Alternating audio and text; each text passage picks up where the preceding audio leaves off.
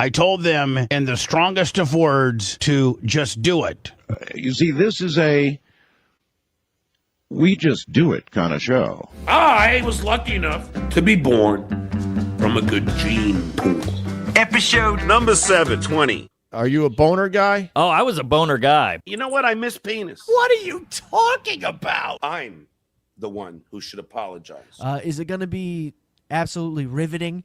Is it going to change your life by any stretch? Probably not, but it's going to be at least entertaining, okay? By the way, for those people that are in the back, remember to shut the fuck up. Mattio! Cuz-a-roo. Slap-a-rooney. It's showtime.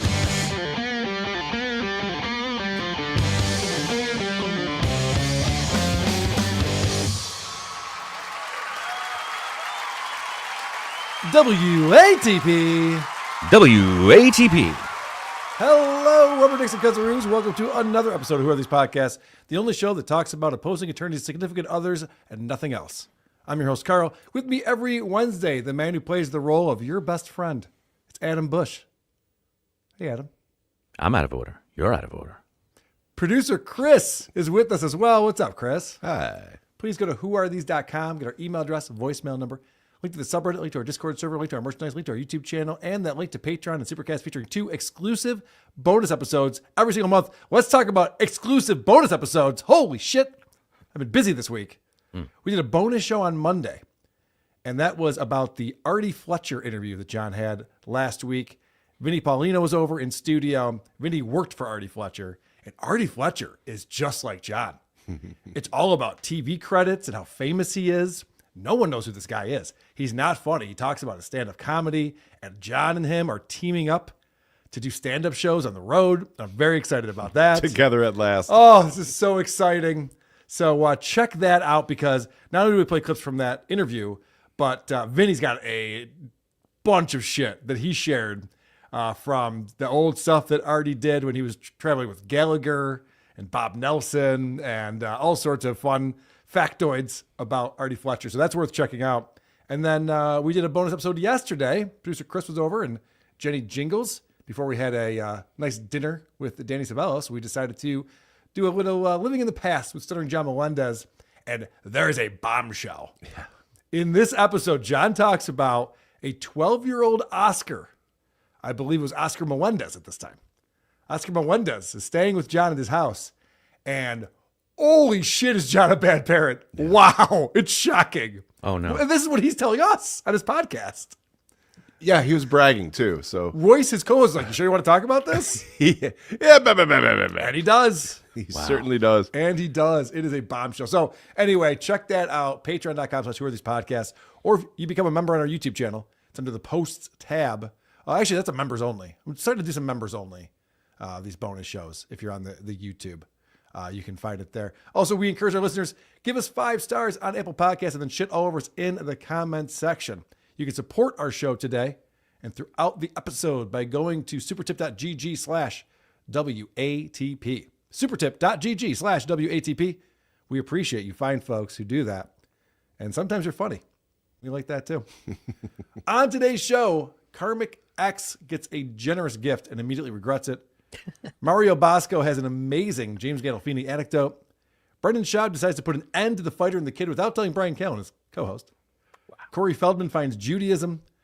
Ron films a TV pilot and Opie makes a new friend. Stuttering John receives some very bad news from the judge in our lawsuit trial. We'll get into that. I was down at the courthouse today. Megan and Annie will be here for a round of Is It Gay? We have Opie or Burr. We have to poke a dabbler. Yes. Yeah, so many games to play. We have reviews and voicemails. But first, Rob Saul is sober, and now he's on the other side of the Dabbleverse and having a blast.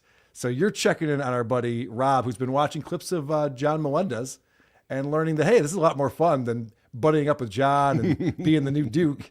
Just clowning this retard. It's like watching somebody learn how to walk. Yeah.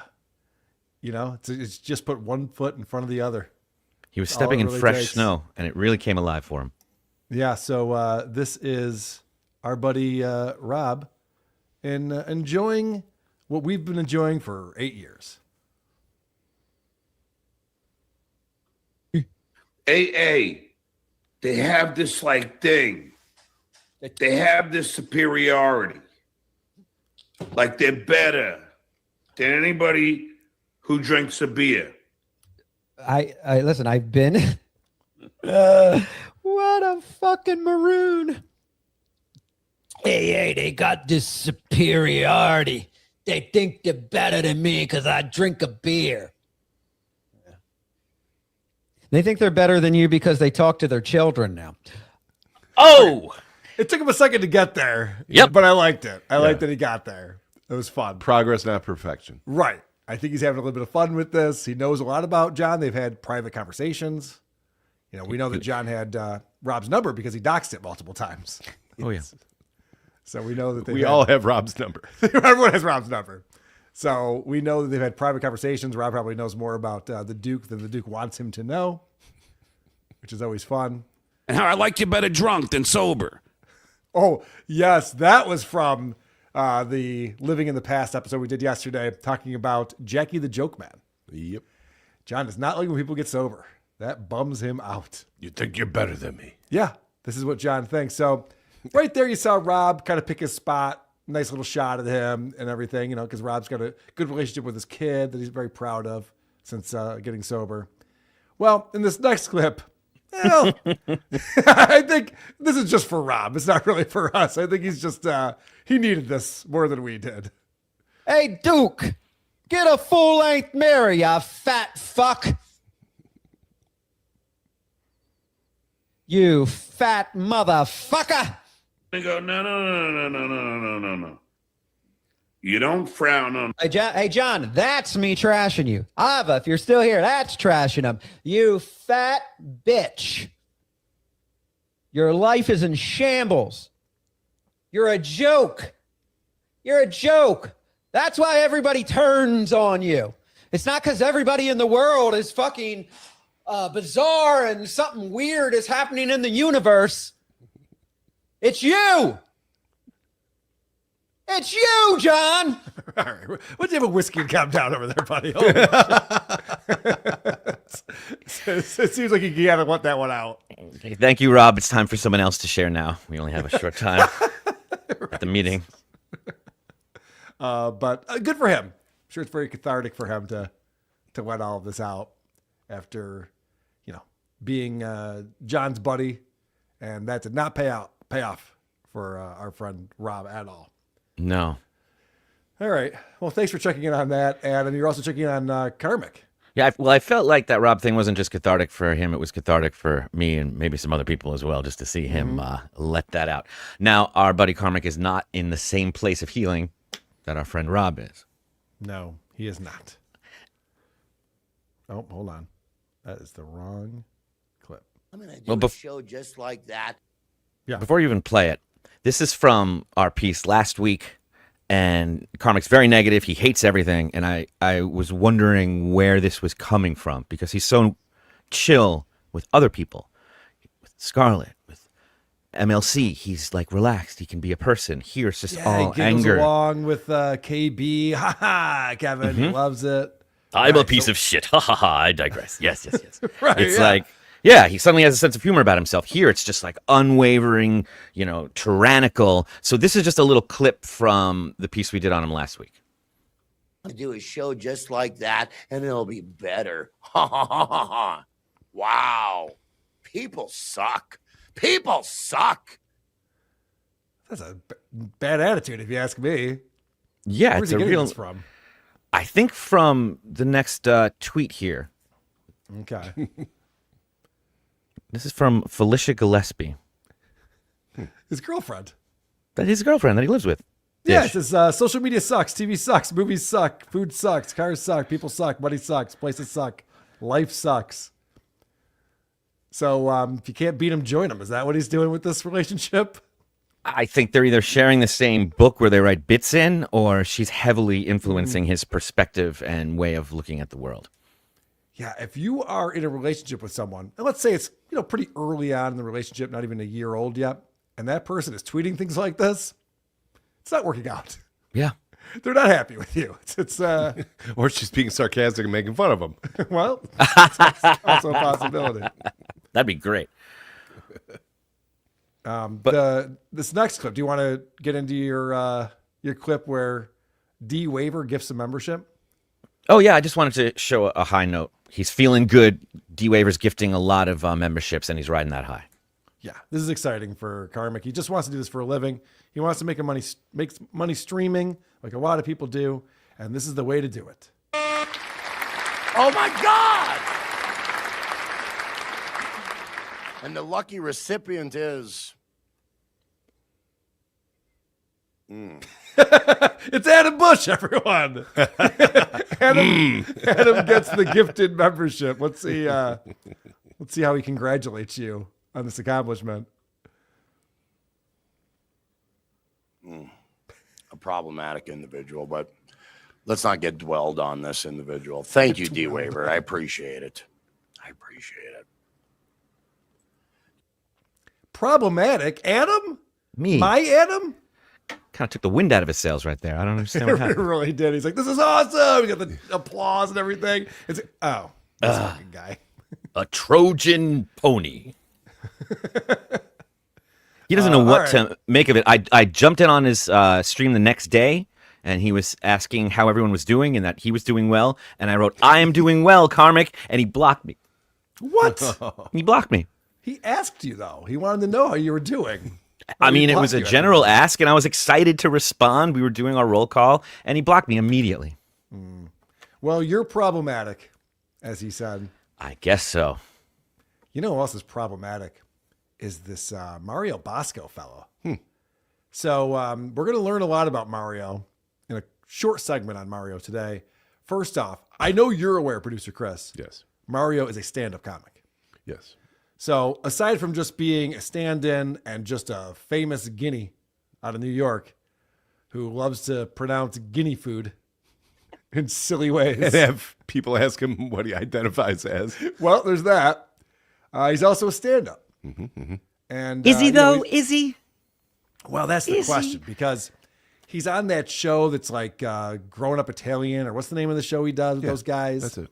And those guys are like, hey, look at us, we're Italian over here. It's like, yeah. And so they like to fuck with Mario from time to time. And they make him perform stand-up for them. I'm in my feast attire. What talent you have? I'm a stand-up comedian, I'm an entertainer, I'm a writer, I'm an author. All right, you're a stand-up comedian? Go ahead, the floor is yours. The floor is mine. Should I tip at a sandwich shop? You should tip everywhere. I don't tip at a sandwich shop because she didn't make the sandwich. She only put it in the bag. No, that wasn't part of the joke. This is what they post on their social media. Yeah. Oh, it's actually on his too. It's on Mario Bosco Comedy and the Growing Up Italian podcast. Did he think that there was a joke there somewhere? Cross in the bag. I don't know. He acted like it was a punchline, but it was not. Yeah. They both pointed out. They're like, yeah, so you don't tip at sandwich shops. Do you want to start your act now? What is this, confession? Yeah, right. Way to get the audience on your side. Yeah, no, that definitely does not help. By the way, if your wait staff is slow tonight, don't tip them either. Yeah. A couple of them are really dragging ass. I had no idea how bad he was at stuff. I just find it fascinating. Like, he does all these things. I didn't know he really can't do any of them. He's a sharp dresser. Not at the moment.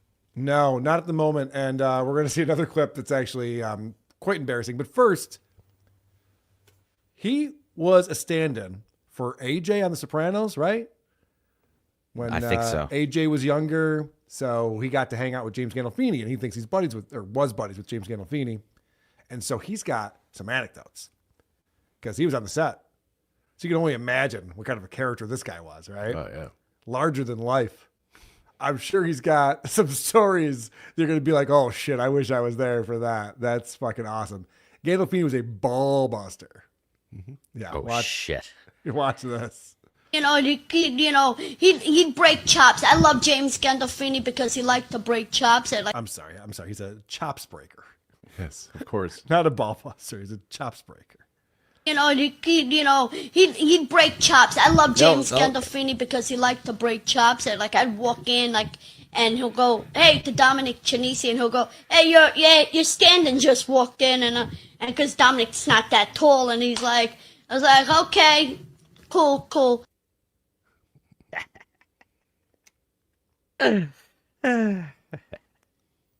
Wow, what a chop breaker. Yeah, breaking chops James over here. Gandolfini was. Holy shit. Yeah, making fun of both of you. How could anyone survive that? Don't you just want to grab his little cheeks and go, Shut up! go up to his belly and go, Never, give him a never schmurber talk right on his again. belly. Oh, you were saying something differently. You were being cute with it, I see. No, it's both to shut him up I want to and to celebrate. Stop talking. You're not supposed to shake children, but you can shake small adults, right? Oh, yeah. You're supposed It's to. recommended. Oh, yeah. Shake some sense into him. Chris was like, if you're not, then what am I fantasizing about? All right. I'll Fair break enough. his chops. What am I been doing to grandma after every meal? Shut up, Grandma. All right. There's an internet personality, Hoop Valley. Did he just discover Mario Bosco? I think so. The I younger like when generation, people- they're finding him again and again. Yeah, I like when people find him for the first time. They don't know what to make of him. And we learn seeing Mario through their eyes sometimes. So this is a good example of that. This person has been all over my For You page for being an Italian fraud, so I decided to look them up, and it turns out they're a guy. For some reason, I thought this was a girl with super short hair, and if you ever heard them talk before, they sound like a girl, but it turns out they're a guy. Very informative right there. Mm-hmm. That's amazing. He got right to it. I remember when I found out that Rosie O'Donnell was a woman. Yeah. I went to do the same thing. I went right to social media. Did you guys know this? Holy shit. I wonder what it was like when Beetlejuice was first introduced to this younger generation, what they thought they Right. were looking at. So you have another clip on here. Do you want to explain what's going on in this clip before we watch it? I don't know if I can. I don't know what it is. It's one thing disguised as another. They're talking about people's gaits, like how they walk, and they use Mario Bosco as an example of a certain kind of, maybe you know about it more about it than I do, Carl, certain kind of clubbed or kind of off, kind of limp or walk, but he's Maybe dressed. I do know more about that. Yeah, I'm yeah, just, yeah. you know, whoever's an expert, Sure. chime on in, Chris, anybody. So they're, fucking footed, you Yeah. asswipe. yeah. Okay. This was not the San Gennaro festival they caught him at. It might have been the Halloween parade or the Gay Pride parade, but here's Mario caught in New York.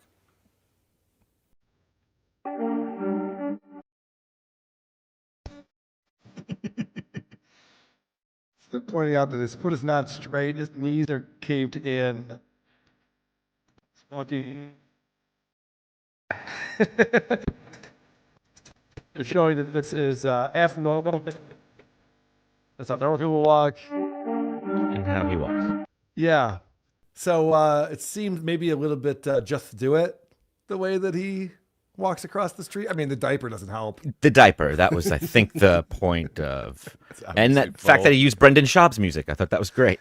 You know, it's gotta suck. I don't want to, you know, feel bad for this weirdo, but it's gotta suck to have like a boy's body and old man knees.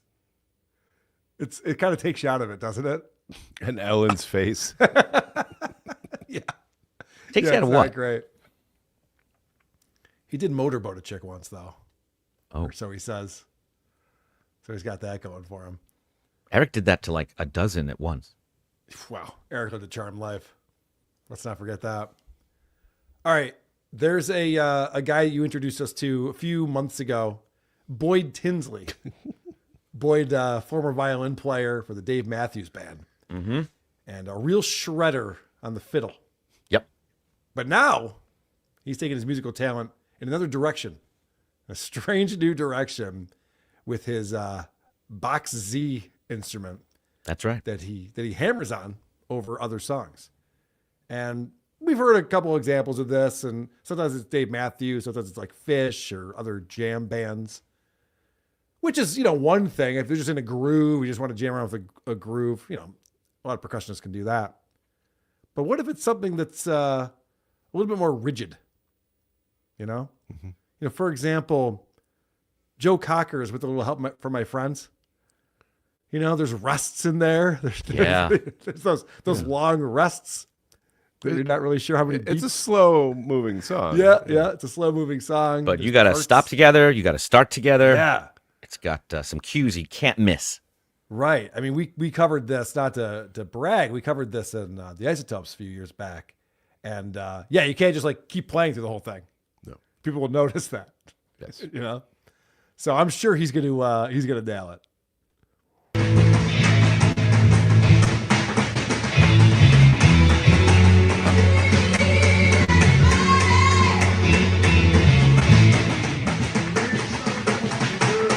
Oh, Boyd! Can we run that one again? Boyd!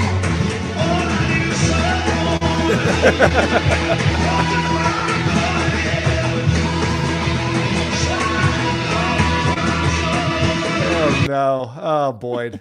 God damn it. The whole band stopped. Did you not see all of us stopping? Guys, let's just not stop. How about that? Yeah.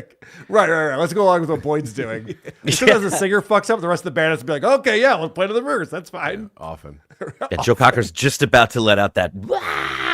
And Boyd, yeah. What's wrong with him? Can he hear that song? Does he know it's playing? What kind of drugs is he on? What happened to him? Why doesn't he make music anymore? What kind of drugs is he on? Can you get us those drugs? I want to play percussion on. He's in Vermont. It can't be too hard. On a dresser. On a dresser. That looks fun. Yeah, those are great questions. Is he trolling the internet? Is he trolling us? Producer Chris is shaking his head. He thinks he is. Well, I just had that thought right now when he was playing through those breaks. I'm you're like, okay, he hates music and us. Yeah, this guy has been in a band before. He knows how music works, right? Yeah. Well, apparently not. Thank you for that, Adam. Thanks for the update. Thank you. I feel better having shared that with y'all. I feel better too. We have Brendan Schaub coming up. Brendan Schaub does these Patreon only podcast episodes where he answers questions from the fans, and he opens right up. I give him credit. He will just address it, coming straight on. So I'm looking forward to playing you some of that. Talking about the future of the fighter and the kid. We have some Corey Feldman in the wild. We have Opie. Ron the waiter is filming a TV pilot, and they have the star of that on the show. So Opie's making a new friend and trying to impress him, which is always fun. Stuttering John is talking about leaving the Dabbleverse and the end of the Dabbleverse and striking everyone. Oh, God. I also have some updates on what happened at the courthouse today that we'll get into. All of that's going to happen, but first, supertip.gg/WATP is where you can go to support the show and participate as well, like Rumpled Trenchcoat, a Colombo podcast. Obama bailed out the car industry by buying a bunch of cars. Even I know more about politics than you, stupid. That was from our bonus show yesterday when in 2017, John was talking about all of Obama's accomplishments. It's good stuff. Fungi Brian.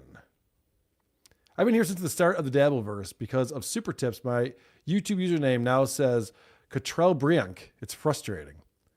Yeah, I noticed that. I noticed your Cottrell Briank username. I don't know why that is. Andre's the reason why we have all the Stephanie Miller videos. We played another Stephanie Miller video yesterday on Living in the Past on our bonus show that we with did. Mo Gaffney. That was phenomenal. Yes. Andre says, Carl, I sent you the full 2016 archive of Stuttering John's show on podcast one with Tammy Pascatelli months ago, but you never responded. I missed that. Hi, Jetty. Holy shit. That's big news. Yeah, Andre, no, please we send have that. again. We have that. With Tammy Pascatelli? Yes. We've had that in the chamber for a while. We have? Mm-hmm. Yes. Yes. I didn't respond? And I didn't know about all it? the episodes. Fuck. Love All right, well, and thank you, other Andre. something. Yes. All right. Well, thank you. We're going to get on that because that's an important element for our Living in the Past series. Appreciate the reminder. Apparently I needed it. Labyrinth Mystic with an image tip coming in. Stupid Rocky Mountains and having no signal. I missed you guys going live on the bonus show. Best of luck Wednesday. Look at this guy. Look at Labyrinth Mystic. Driving through the Rocky Mountains, WATP. I don't know if that's real. I'll believe it is. Tuki's unpaid staff has an image tip of Tuki's. Oh, wow, this looks like Inception. Yeah. It's us looking at Tuki's unpaid staff's image tip, but it's an image tip of that image tip. It's a kaleidoscope. I don't know what's going on. It's hard to tell. A DPM coming in. Did you see my court outfit today? A blue checkered jacket with tan pants. My mom wife did not go to the dry cleaners like I asked, so I couldn't wear my Buffalo Sabres tie. It makes me look classy. I do have a Buffalo Sabres tie. I did not wear it. That's good. I was depressed after last night. That's the only reason why. Oh, I know they kind of laid an egg. Gordon Shumay says, "Gonna need a new fat watch on my desk by the end of the week. Don't give my lawyers a reason to smile, Lady K." Yeah, we haven't done fat watch in a while with Dick Masterson. We got to get on that. That's with the creep off. Me and Vinny. Labyrinth Mystic. How come Pro Chris says WATP at the start? Never says. Oh, never says WATP at the start. It's for co-hosts. I know the answer to that. Yeah. When Chris was at first producing the show, I don't think he had a microphone. That's correct. I said, can I sit in the corner and not say anything and just drink? Yeah. So like he was never like a person on the show. And then eventually I was like, I'll give him a microphone. But we did decide that it was for guests, not the producer. Sure. Yeah. But last night, am I correct that you said it with Jenny? There you go. Because he's a host on. Very good. I appreciate the distinction. I mean, it's all whatever. I don't know. It's military like. We got to get it right every time. It's a protocol. PR Greg, shout out Bacon Bits. Umbergeist gifted a Who Are These Podcasts membership. Thank you very much for doing that. If you got gifted the membership, go to the post tab. We also have members only videos that we did this week that were the bonus shows. But the whole archive is there under the post tab. Missy B, the great Missy B here for $10 says, congrats on today, Carl. Personally know all too well how long lawsuits take, but each little turning point does matter.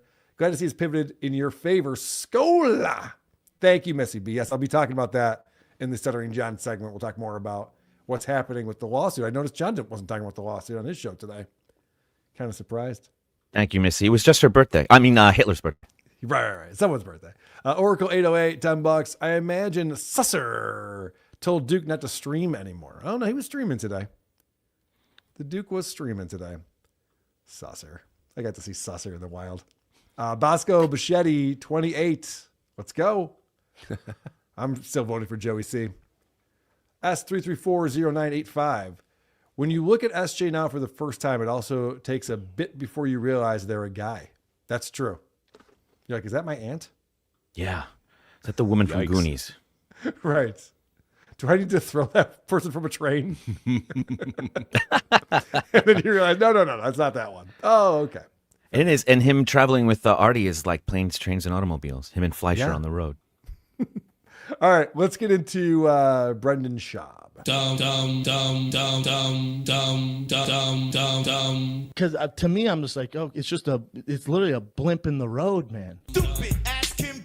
You going through a tough time? And I was like, I just moved to Austin, man. Yeah, I'm trying to find my way. I'm heartbroken about LA. It's Papa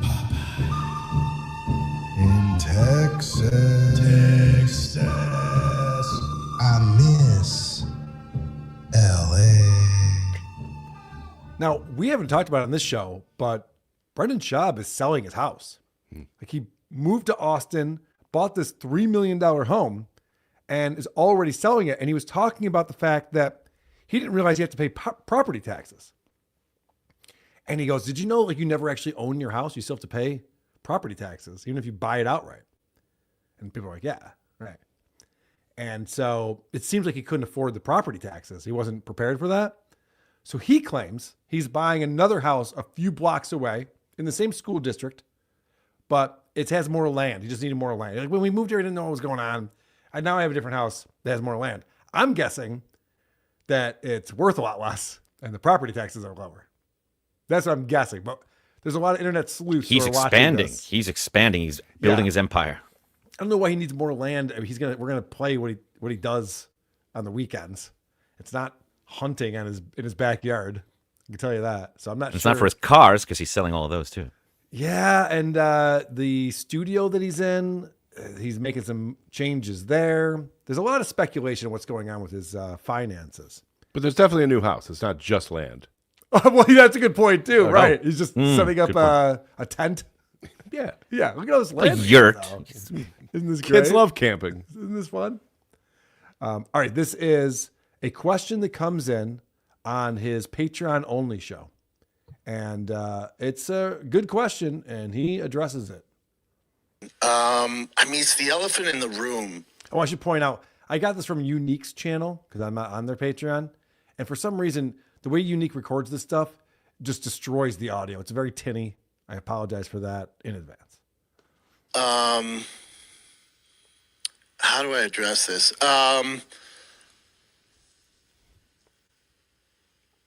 I just think it does seem forced. I agree with you 100%. Most of the time I can tell Brian doesn't want to be here. And here's the thing. It's not that, like, me and Brian are still close, still love Brian. We still talk all the time. Wow. Brian's not here for these bonus shows they do. He's only been to 2 of them where they do the Ask Me Anything style shows. And one of them was like a half an hour, and Brian's like, I got to go. So the fact that he does these, he answers these questions about the fighter and the kid in the future, and he goes, well, it's obvious Brian doesn't want to be here. Whoa. That's pretty fucked up. That's the beginning of the end. If you're saying that shit without Brian there. And also, this is your Patreon, the people who are paying for extra fighter and the kid. And you're saying, like, yeah, it's obvious that no one even wants to do this thing. Your mom and I still love each other. Right. Did you get that sense? Yes. I think you're being very selective and you're picking and choosing what you want to hear. He made it very clear their friendship and personal relationship has never been stronger. Well, that's actually not the case. And you're going to find out in this next clip. Brendan does have a solution for fixing the show. We don't have much in common anymore. We're like that old married couple, and the kids, you're empty nester, and the kids leave the house, and you go to dinner. It's like, hey, remember that time? And you're just talking about old stories, So it's like, me and Brian haven't had the conversation. I think we should go down to once a week. Wow. I mean, it's just what you thought it was. Yeah. It's like, yeah, we have nothing in common anymore. We're done raising the kids. So now what? They don't have guests on the show anymore. It's just the 2 of them sitting next to each other, awkwardly looking at Chin. Chin, can you Google something for us to read, please? Chin just bought a Tesla. Yeah. Chin, by the way, is going to argue with Brendan during this episode because Chin is not happy about what he's hearing right here. Chin's like, dude, I moved to fucking Austin for this. Come on, man. He bought a Cybertruck last month. You can't do this to me. Now, I will say, I think fewer episodes is a good idea. I probably would have positioned it differently. I would have presented it differently to the audience, Yeah, Hey, not like a lack of momentum. Right. You can't just be like, I know, he doesn't even give a fuck anymore. Maybe I get him for an hour in here a week, see if that does something. Yeah. But it is a good idea to do fewer episodes. I've said this about John Melendez. A lot of guys who are just like putting out slop. We talked about the Quartering in the last episode. Mm-hmm. The Quartering doing 4 shows a day. You're just going to read an article and call it quits? Good idea. Why don't you prep and put a show together first? But that's he also subtly let us know right there that his marriage isn't doing very well. Right. That was a specific example he had. That's like, dude, not everyone can relate to that. Yeah, that's a good point. So what is he interested in doing? I mean, he made the move out to Austin seemingly for the fighter and the kid because Brian Callen was like, I'm going to Austin. That's where the mothership is. That's where the comedy scene is. I'm a comedian. And Brendan goes, I'm coming with it because we got the fighter and the kid. So if he's like recognizing that Brian's not into it and he's like, I don't really care, we'll bring it down to a once a week kind of thing. What's he doing? My passion and focus is Schaub's show. Chin and I have talked about this. And it for me, I don't know how Chin feels about it. I don't know how the viewers feel about it. It's like, when it comes to Fire and the Kid, like, dude, we've had a fucking epic run. You're talking 12, 13 years, man. Epic run. I am so grateful for Brian. Me and Brian will always be brothers. Oh, no. Can you imagine, Adam? You just see me on a show, like a Saturday show that you're not on or something. I'm just like, listen, Adam was a brilliant co-host. Like, when he joined the show, I just thought he brought new energy. That's my stuff.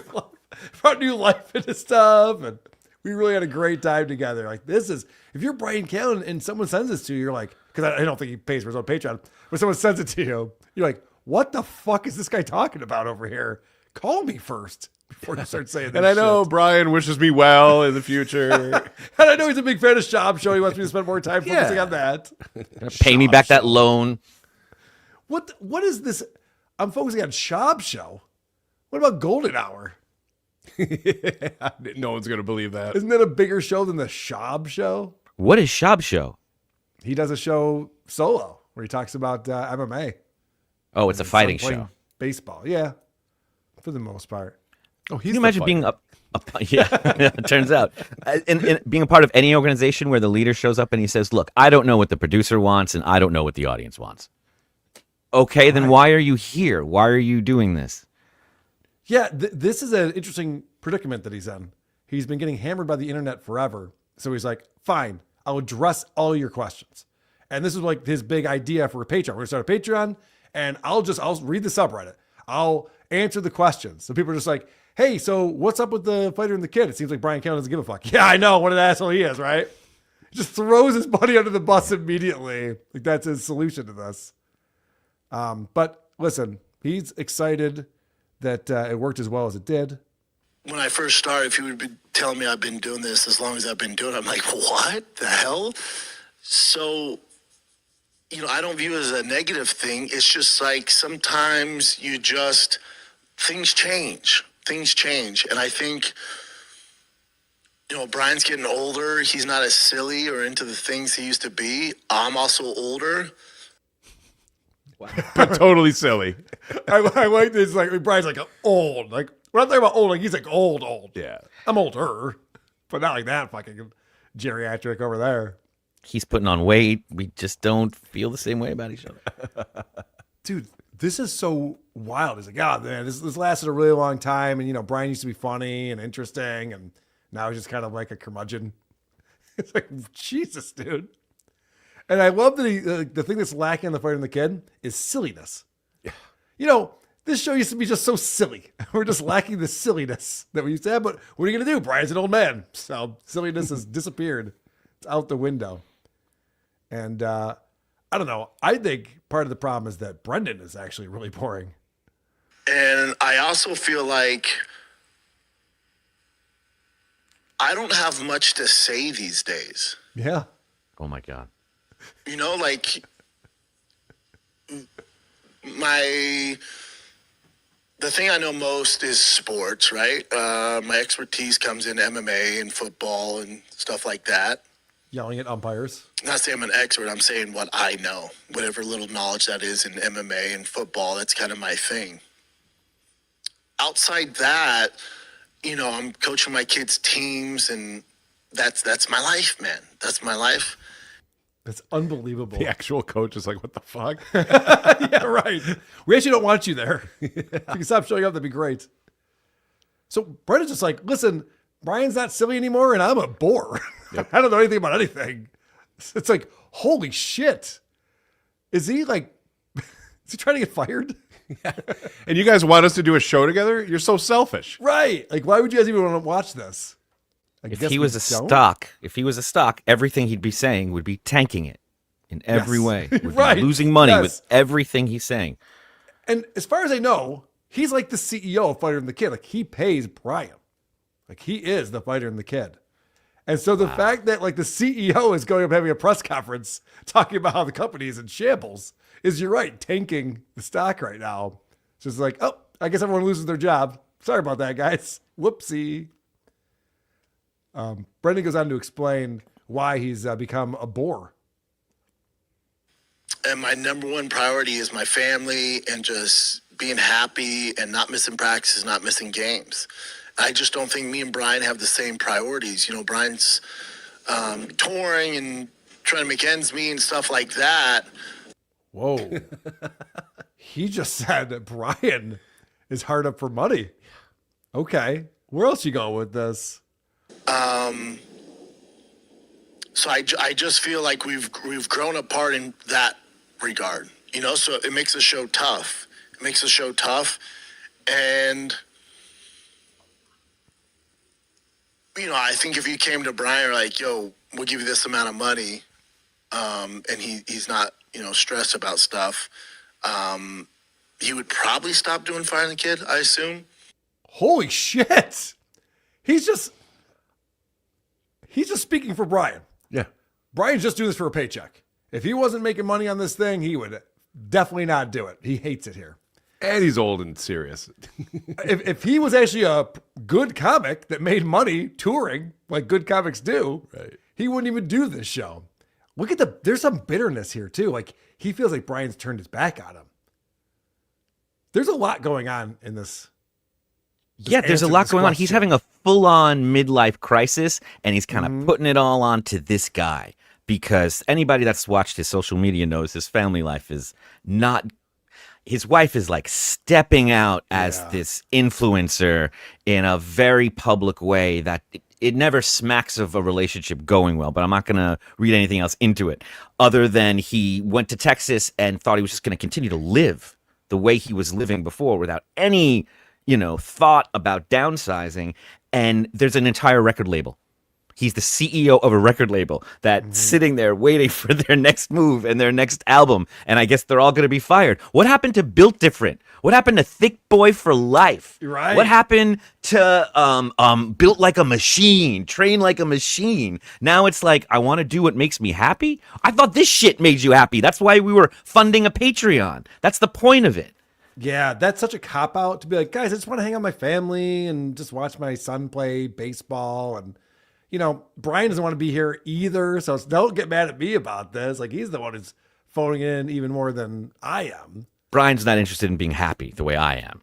Well, there's definitely some animosity here because when Brendan made the move to Austin, what was that, a year ago or so?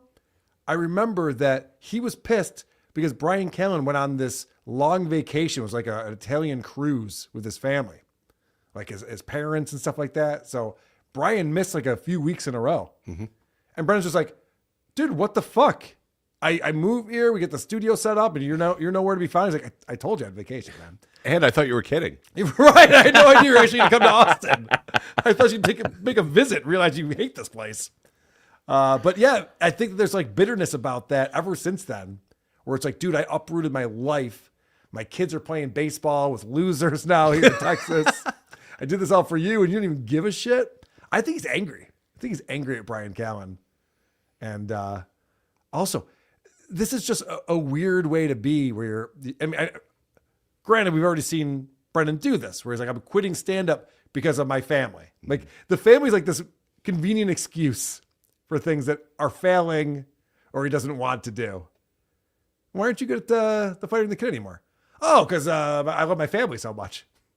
Would they say the same thing if we asked them? What about Gearheads Gone Wild on Tubi? I don't understand. Yeah, he does have other projects going on. But it's crazy that he says things like this. I don't know. It's a conversation we got to have. I think once a week is smart right now. And then if that doesn't kind of bring Callen back, then you shut it down. And I think that's okay. We've been doing it so long. Okay. Now, this is like a couple that's fighting. You're like, we're having too much sex. What if we just have less sex? Then maybe we'll love each other more?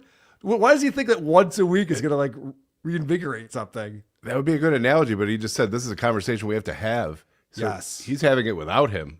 That's crazy. Yeah. And I'm glad he is because it's great fodder for us and great content. Yeah. But what he should have said to answer that question is like, you know what? It's long overdue. Brian and I need to sit down and talk this out. I have some ideas. I have some thoughts. I'll run it by him. We'll get back to you. Rather than just like, here's what I'm going to do. I'm going to call him out. We're going to give him less money. I'm going to see if he still wants to be here when I start paying him less. Let's see if that happens. And everyone just be quiet until that happens, okay? Right. Don't tell him. This is literally like Howard Stern. Howard Stern took another couple of weeks off just recently. Like he almost never does live shows. And the reason is because Sirius is like, we're not going to pay you very much money. So here's how much money we'll give you. And Howard's like, well, to save face, I'll just work like 80 days a week or 80 days a year. And they're like, sure, we don't care. I think he's trying to do the same thing with Brian Callen. Just like, hey man, I'm going to start paying you a bunch less money. So once a week, is that cool? What were we going to say, Adam? Oh no, this has the vibe of that comedian who was dumped by Shane Gillis, and Shane like wasn't returning her calls, so she had to pop on a podcast to like try and get her Billy Joel records back. He's like acting like he has no access to Callum, and like, well, you know, if he ever return my calls, we could figure this out. But until then, I'm just stuck here. It's like, just talk to him. I'm sure he would love to be done. Didn't it start with like their best buds still and all that kind of stuff? Closer than ever. That's strong as can be, you know. And let's not forget that these guys revolutionized podcasting. I don't think it's not a sad story. You know, we're pioneers in the space, especially as a duo.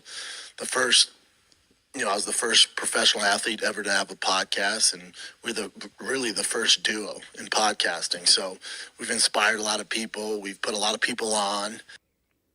I don't think either of those things are true. I'd be surprised if they were. The first professional athlete with a podcast and the first duo to ever podcast. First two. All right, if you say so, man, I guess. Sure, why not? So they were pioneers, and he's very proud of their accomplishments. And look at, he's not as optimistic as some people are. Like Chin, their producer, Chin's very optimistic about how things are going to go. You know, Chin's always been an optimist, and I know fans are like, oh, do this to bring it back. And I just don't think you can. So you see how he, like Chin, who you pointed out, is pretty invested in Austin, making big purchases, the Cybertruck. And so he's just like, come on, man, let's breathe some life into this thing. Let's get the Fight of the Kid going again. We got a brand. Let's put some work into it and make this happen. And Brendan's just like, that ship has sailed, man. It's never going to be good. Remember on that song, On My Way, when they're like, I'm not saying that I made it, but I'm on my way. And they're running through the studio and they're throwing the money. The only way this would make sense is if the camera just like falls while he's talking. Chin's like gone. Yeah.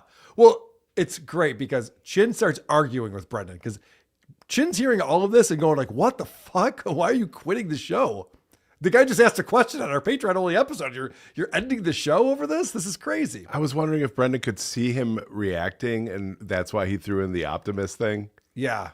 I think that they've had conversations. Like, I know Chin's going to be cool about this. Well, so Brendan pointed out the reason why the show's not good anymore and has to end is because Brian is 59 years old, and he's not silly anymore. So Chin decides to argue this point for some reason. This is the dumbest argument I've ever heard on a podcast. You can still be 59 and be silly. I don't see. I think that's the problem, Chin. I don't think you can. No, I mean, like, name a 59-year-old who's silly like they were when they were 30. No, I'm saying even stand-up comics, they get really old in age. They're still really funny. Not on podcasts. Name one. Oh wait, on a podcast? Yep. Name a comic who hosts a podcast who got funnier and sillier as they got older. So I'm glad you picked up on that. And this is the dumbest conversation I've ever heard. Just like, dude, people can be in their 60s and 70s and be funny and silly. Like you see it all the time. Stephen Fry has a podcast. Stephen Fry is funnier. Right. But Brendan's like, that is true, but not on a podcast. Chin's like, oh, interesting. Not on a podcast, you say. But that's like what John does when he says he's not an alcoholic because he doesn't, whatever the qualifier is. I don't fall asleep puking every night. I don't wake up and like whatever it is. It's bullshit. Yes. So it's very funny. It's not Brian's fault. You know, the people just get lame as they get older. It's just, how things happen. So Chin tries to figure out, like, I'm sure I can come up with some examples of guys who are still funny even as they get older and are podcasting. Well, I don't listen to Mark Maron, but is Mark Maron silly at all on a podcast?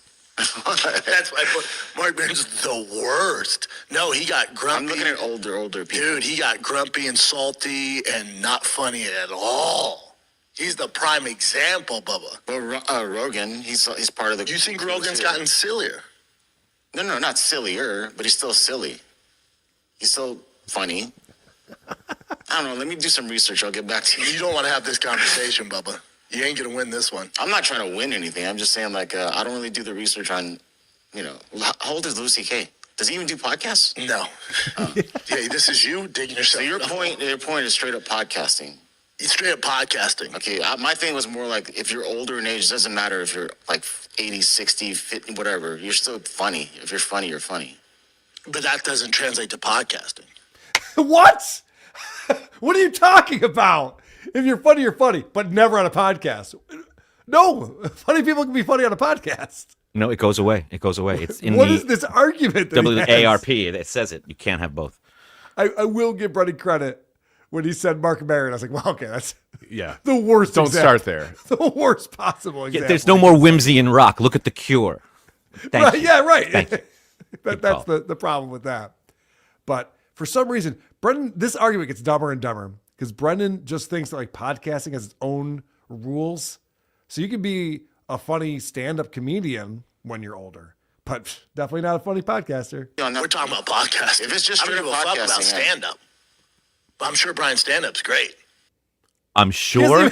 He hasn't even seen his friend Brian stand up. What the? That's wild, right there. Listen, I'm sure Brian's still a capable stand up comedian. I don't know. Who would possibly know? I haven't seen it. He just put out a special recently. So this dumb conversation continues, and the way they're arguing it, Adam, it's as if this is quantifiable. It's as if like Moody can build a chart and be like, actually, and it'll show you, when you turn 59, how silly you are and how you can maintain the silliness. That doesn't exist, but they seem to have it all figured out. No, because you're saying like as you get older, you can't still be the dick joke guy and always fucking around. It's never happened. The dick joke guy is different, but you're saying, can you still be silly? That you're saying that's basically you're saying like he's 59. Why would he be silly? Like how would that be? You could still be silly. Again, name somebody who's gotten sillier and funnier and. I mean the stand-up comics. I mean, you want me to just Google like who's old stand-up comics? No, he just wants to win the argument. Yes, you don't have to Googling anything. You see what a bully he is? The way he looks at him. Sorry, he's really bullying him. The way he looks at him. Yeah. Just sitting there in silence, staring. Like, really? You're gonna cross me? It's dark. Yeah, Chin, shut the fuck up. I know what I'm talking about. You don't. Yeah, someone in the chat brought up Gilbert Godfrey. That's not a bad example, but whatever. It's such a dumb argument, such a dumb point to make. It's like there's no way the show could be good anymore. Brian turned 59. It's over. What else are we gonna do? Can we get the Reverend Bob Levy in here? He fits all of these qualifications. He's gotten He's very sillier. silly. He's He's gotten podcasting. silly. He's dick jokes. The whole thing. Yep, that is a good point. He's like, you think you can tell dick jokes when you're 59? Chin's like, well, no, obviously they can't do that. But You got me there, boss. Not if you're Asian. What are we talking about? So, Brendan, you pointed this out just now, Adam. He's getting angry during this conversation. No, we're talking about Fighter and the Kid. We're talking about podcasting. Well, Name yeah, a comic that's different. who's Of course it's different. But no, that's what the fuck we're talking about. I thought you said straight up he's 59. How could he be silly at 59? On a podcast, buddy. All right, we got that straight. show. Okay, if it's on a podcast, then fine. Name one.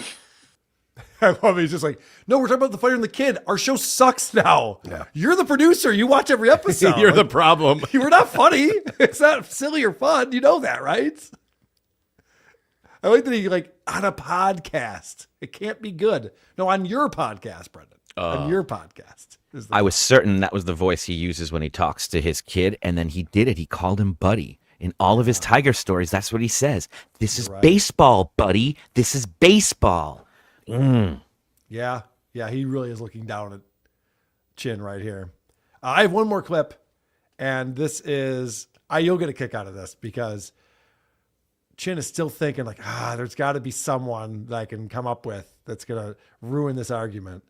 When it was guest driven, it was a different time. We all lived close. We're all in the same building. How old is Bill Burr? I think Bill Burr's gotten sillier. The woke. You're confusing things, buddy. Emo Phillips. He's funny. And he's by himself, Jen. Yeah. He doesn't have guests. Go to Bill Burr 10 years ago. All right, dude.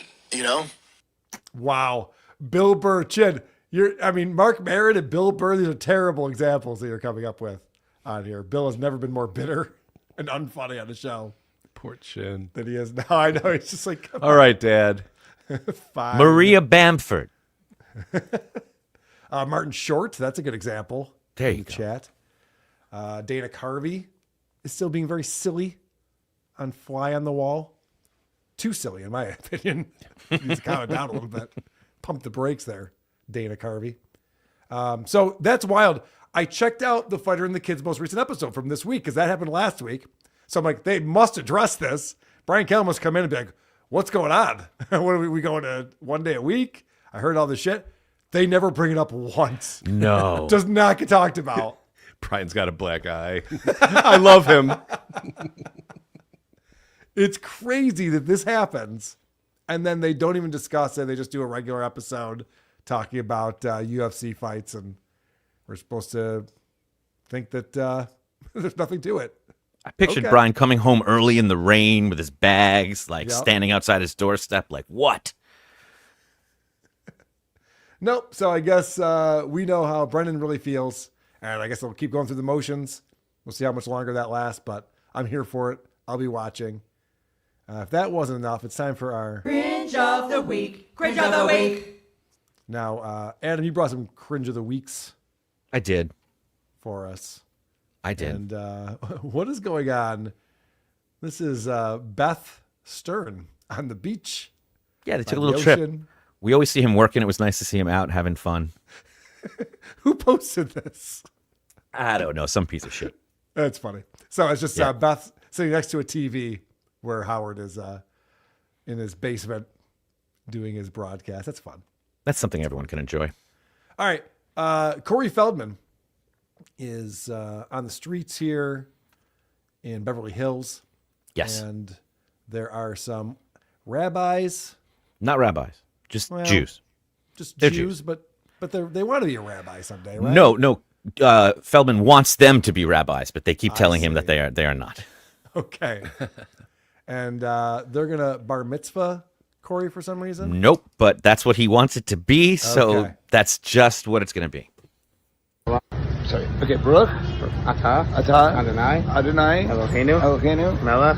Haolam. Asher. Kedishanu. Mitzvotav. Mitzvanu. Al. Mitzvah. Tefillin. Very nice. I'm getting a on the street in front of Mulberry Pizza here in Beverly Hills, on the street, getting a street bar mitzvah right here. It's happening. 2 rabbis on the street. Are you Rabbi Shmuley? Not yet. Yet to be. Soon to be. Working on the rabbi on status. Got it. Yes. But I knew the actual Rabbi Shmuley, or know the rabbi. Which one? There goes again. Rabbi Shmuley. You know Rabbi Shmuley who worked with Michael Jackson? I love that. You guys, I actually know the real Rabbi Shmuley. Like, yeah, which one? That's like saying, like, my friend Dave. You know Dave, right? You know Father John? Yeah, like, which one are you guys talking about? John. Yeah. He really. Do you know him? He's also a rabbi. Do you know him? So, anyway, that's Corey's misadventures as he tries to assimilate. And then you have one more cringe of the week. Our buddy Aaron Imhol from the Steel Toe Morning Show. Aaron's getting really into Catholicism lately. And if you follow This Little Piggy, a show that I do on Fridays, we've let you know Aaron thinks that maybe a sex demon was forcing him to be in that polycule. Yeah. And Not Nick Rekieta, like an actual demon. He means like right. Yeah. He thinks that he was possessed by a demon that he was able to exorcise because he drinks holy water or splashes it on his nuts, or I'm not sure what he's doing with the holy water, but he goes to Sunday mass. And so now the demon's like, I got him out of here or whatever. So Aaron's got a lot of thoughts on like demons and stuff, talking about pop music. That at all. That's awesome. Good for him. You can't be on top of the music world forever unless you literally sell your soul to Baal. Like Beyonce is clearly a Satanist. Jay-Z has clearly sold his soul to Satan. All these that's true. People are demonic, so they'll stay on top forever.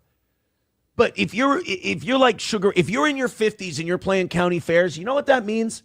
That probably means that you stayed true. And you didn't become a filthy demonic Satanist. Taylor Swift? Are you fucking kidding? This is sad. See, I have a take on this. Uh-huh. I think this is Aaron, who used to make $20,000 a month on Twitch when he left the radio. He's now broadcasting to 300 people, 200 people live during his live stream, missing the goal, begging for money. He's like, yeah, but that proves that I'm a good guy. Yep. Because I'm less successful than I used to be.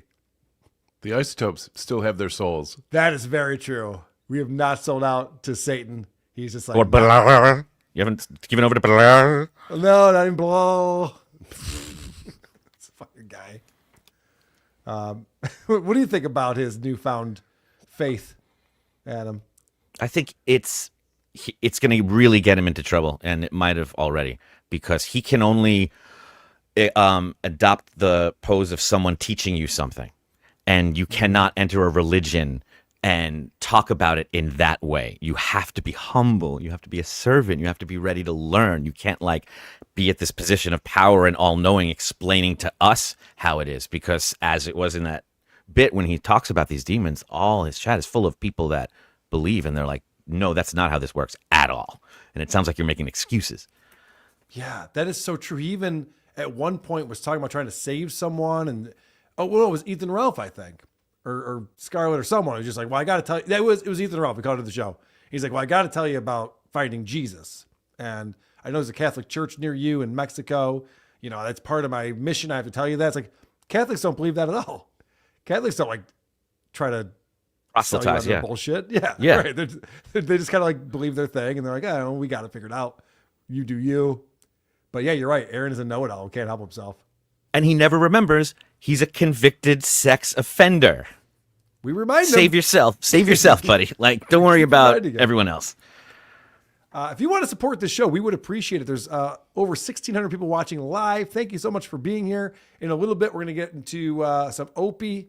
Opie made a new friend this week, and Ron is blowing up. He's starring in TV shows now. And then also, I'm going to talk about the court date today. I went down to the courthouse with Danny, my attorney. Susser was there. And we're getting to more of what Stuttering John has been up to in the past couple of days. So stick around for that. But first, supertip.gg/WATP. No one will do anything to me because I ruined Dr. Steve. Prove me wrong. Dude, I'm still so fucking annoyed with his stance on Dr. Steve and trying to get Steve in trouble. Because Melton didn't show up to his stupid HRO fucking hearing. Cares. That'll show Melton. It's so ridiculous what he's up to. When you look at Stuttering John now for the first time, it also takes a bit. Oh yeah, we read that one. My buddy Jacob is here. Jacob, $5 says, now the lawsuit arc of the Dabbleverse is coming to an end. I'm so ready for the Stuttering John and Artie Fletcher era. Love you boys. Yes, thank you, Jacob. I'm looking forward to that as well. It's funny.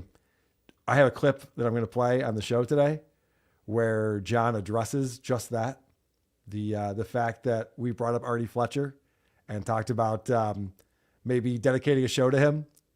So more to come on that. BR Greg, Drunky leaves. Who's hurt worse, Naveed or Corky? Oh, dude, I think Corky. Yeah, Corky. Corky's just gone all in on this thing. Mm-hmm. And if he doesn't get some kind of payoff with this, if there's nothing that happens with this except for him ball washing John for all those episodes, and then John's gone, what can he do next? Who would take him seriously in anything? That's his legacy, and he's not smart enough to find a way out. No, obviously not. Oracle 808, you gotta capitulate to the Pores Lady K. Tell them every singular event that happened in the courthouse. Yes, I know. I saw people in the chat were complaining we're not talking about the courthouse today. But we are going to get into that and tell you everything that I can tell you and a lot of the things that I know about what happened. But first, this.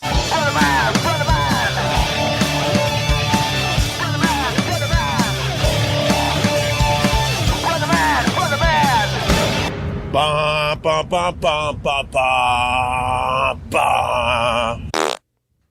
Yesterday's episode.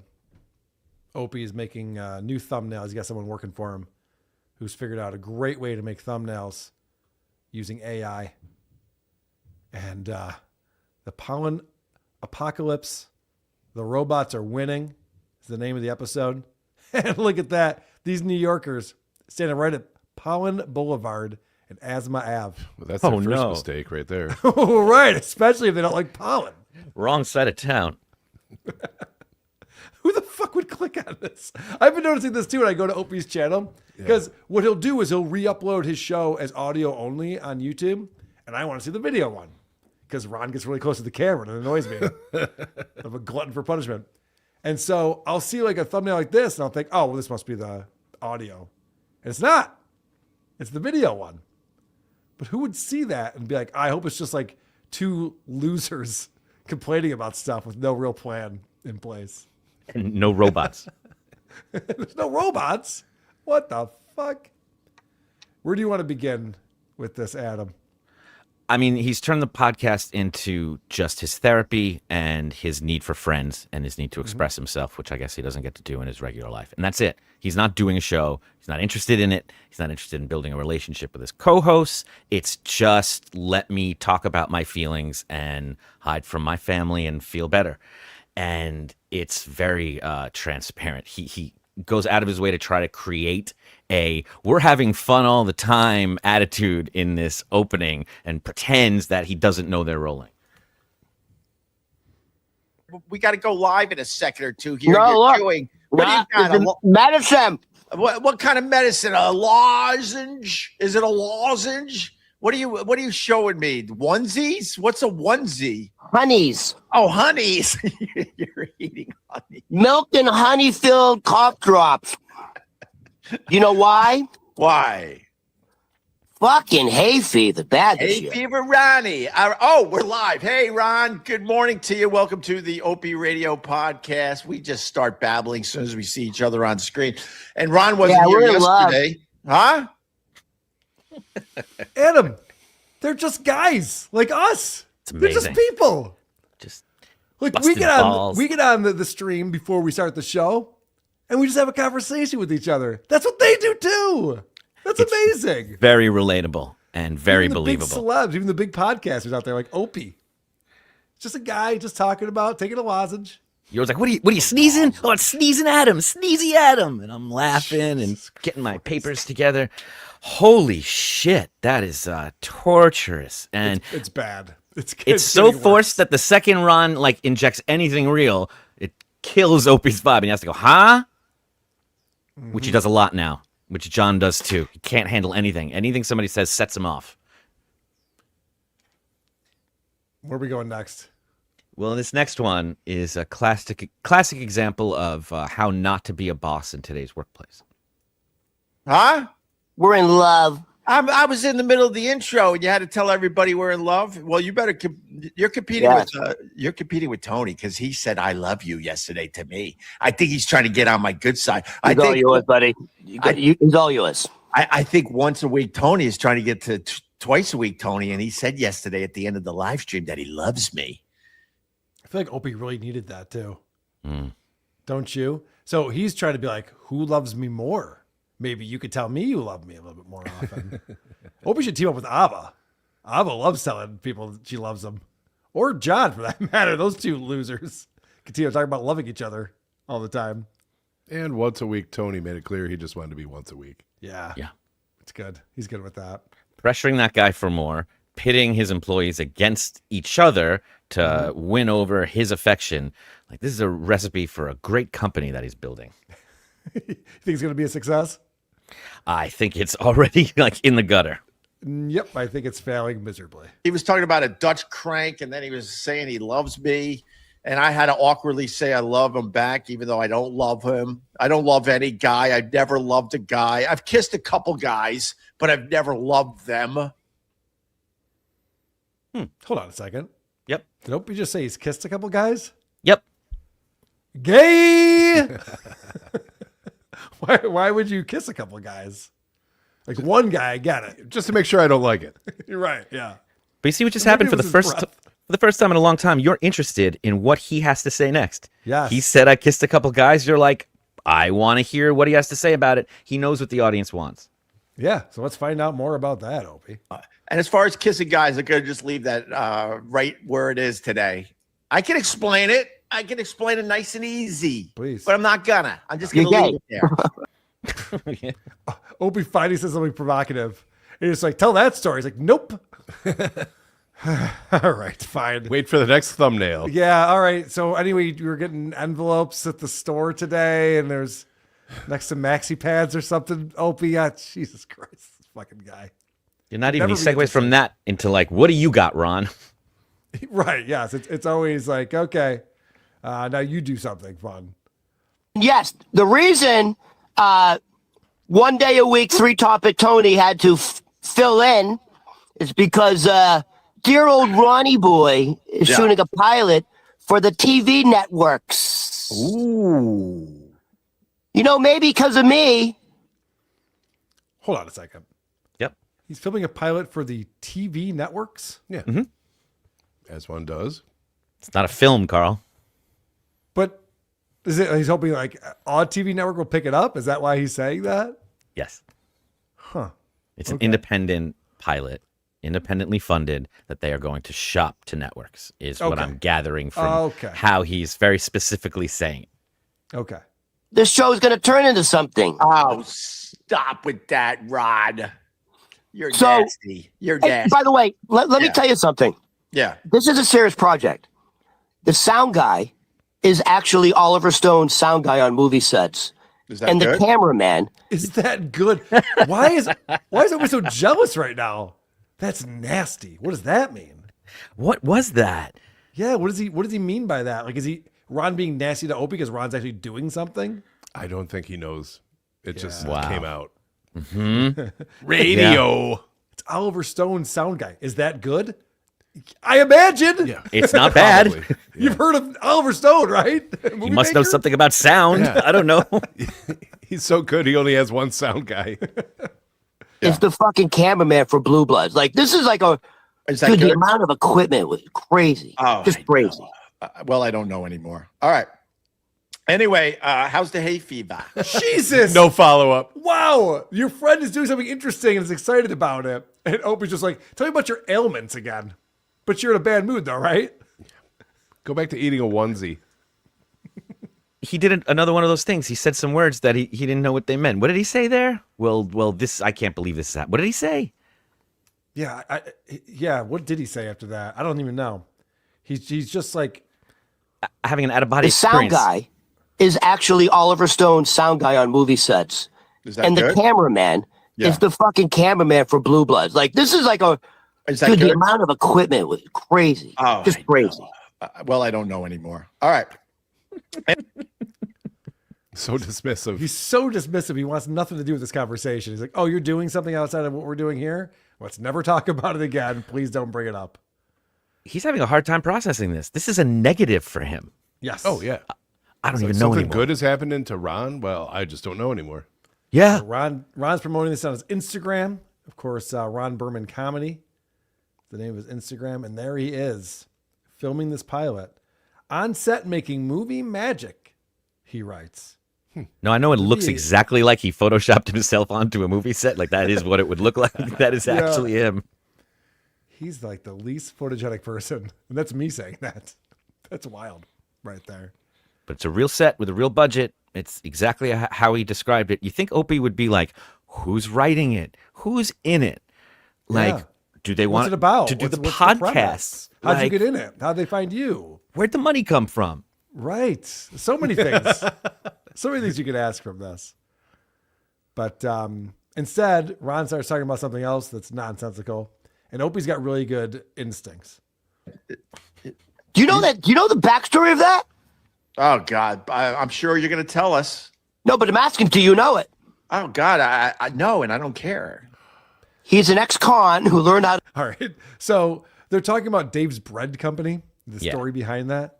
Mhm. And Opie, repeat after me. Yes, and.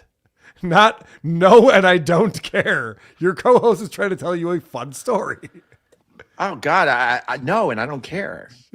He's an ex-con who learned how to bake bread in prison. All right, you And know what then I he do? turned that into a fucking multi-million-dollar fucking business. All right, I got problems with it. You know, first of all, I'm glad you told me because that's an interesting story. You got a guy in prison. He made something of himself. He's like, I'm going to make That's right. bread in prison. Here's the problem. Where do you think he got the yeast from, Ron? What does Opie say next? All right, so I know the answer. Let's leave this to Chris. So Opie likes that story because it's not about Ron's accomplishments. And so he's like, oh, okay, now I can make a hilarious joke about this. So he's making bread in prison. Mm-hmm. Where did he get the yeast from? Adam, I'll let you read the multiple choice. People can play along at home. A, from an expensive hippie organic health food store. B, between his balls and thighs. C, A prostitute, a whore.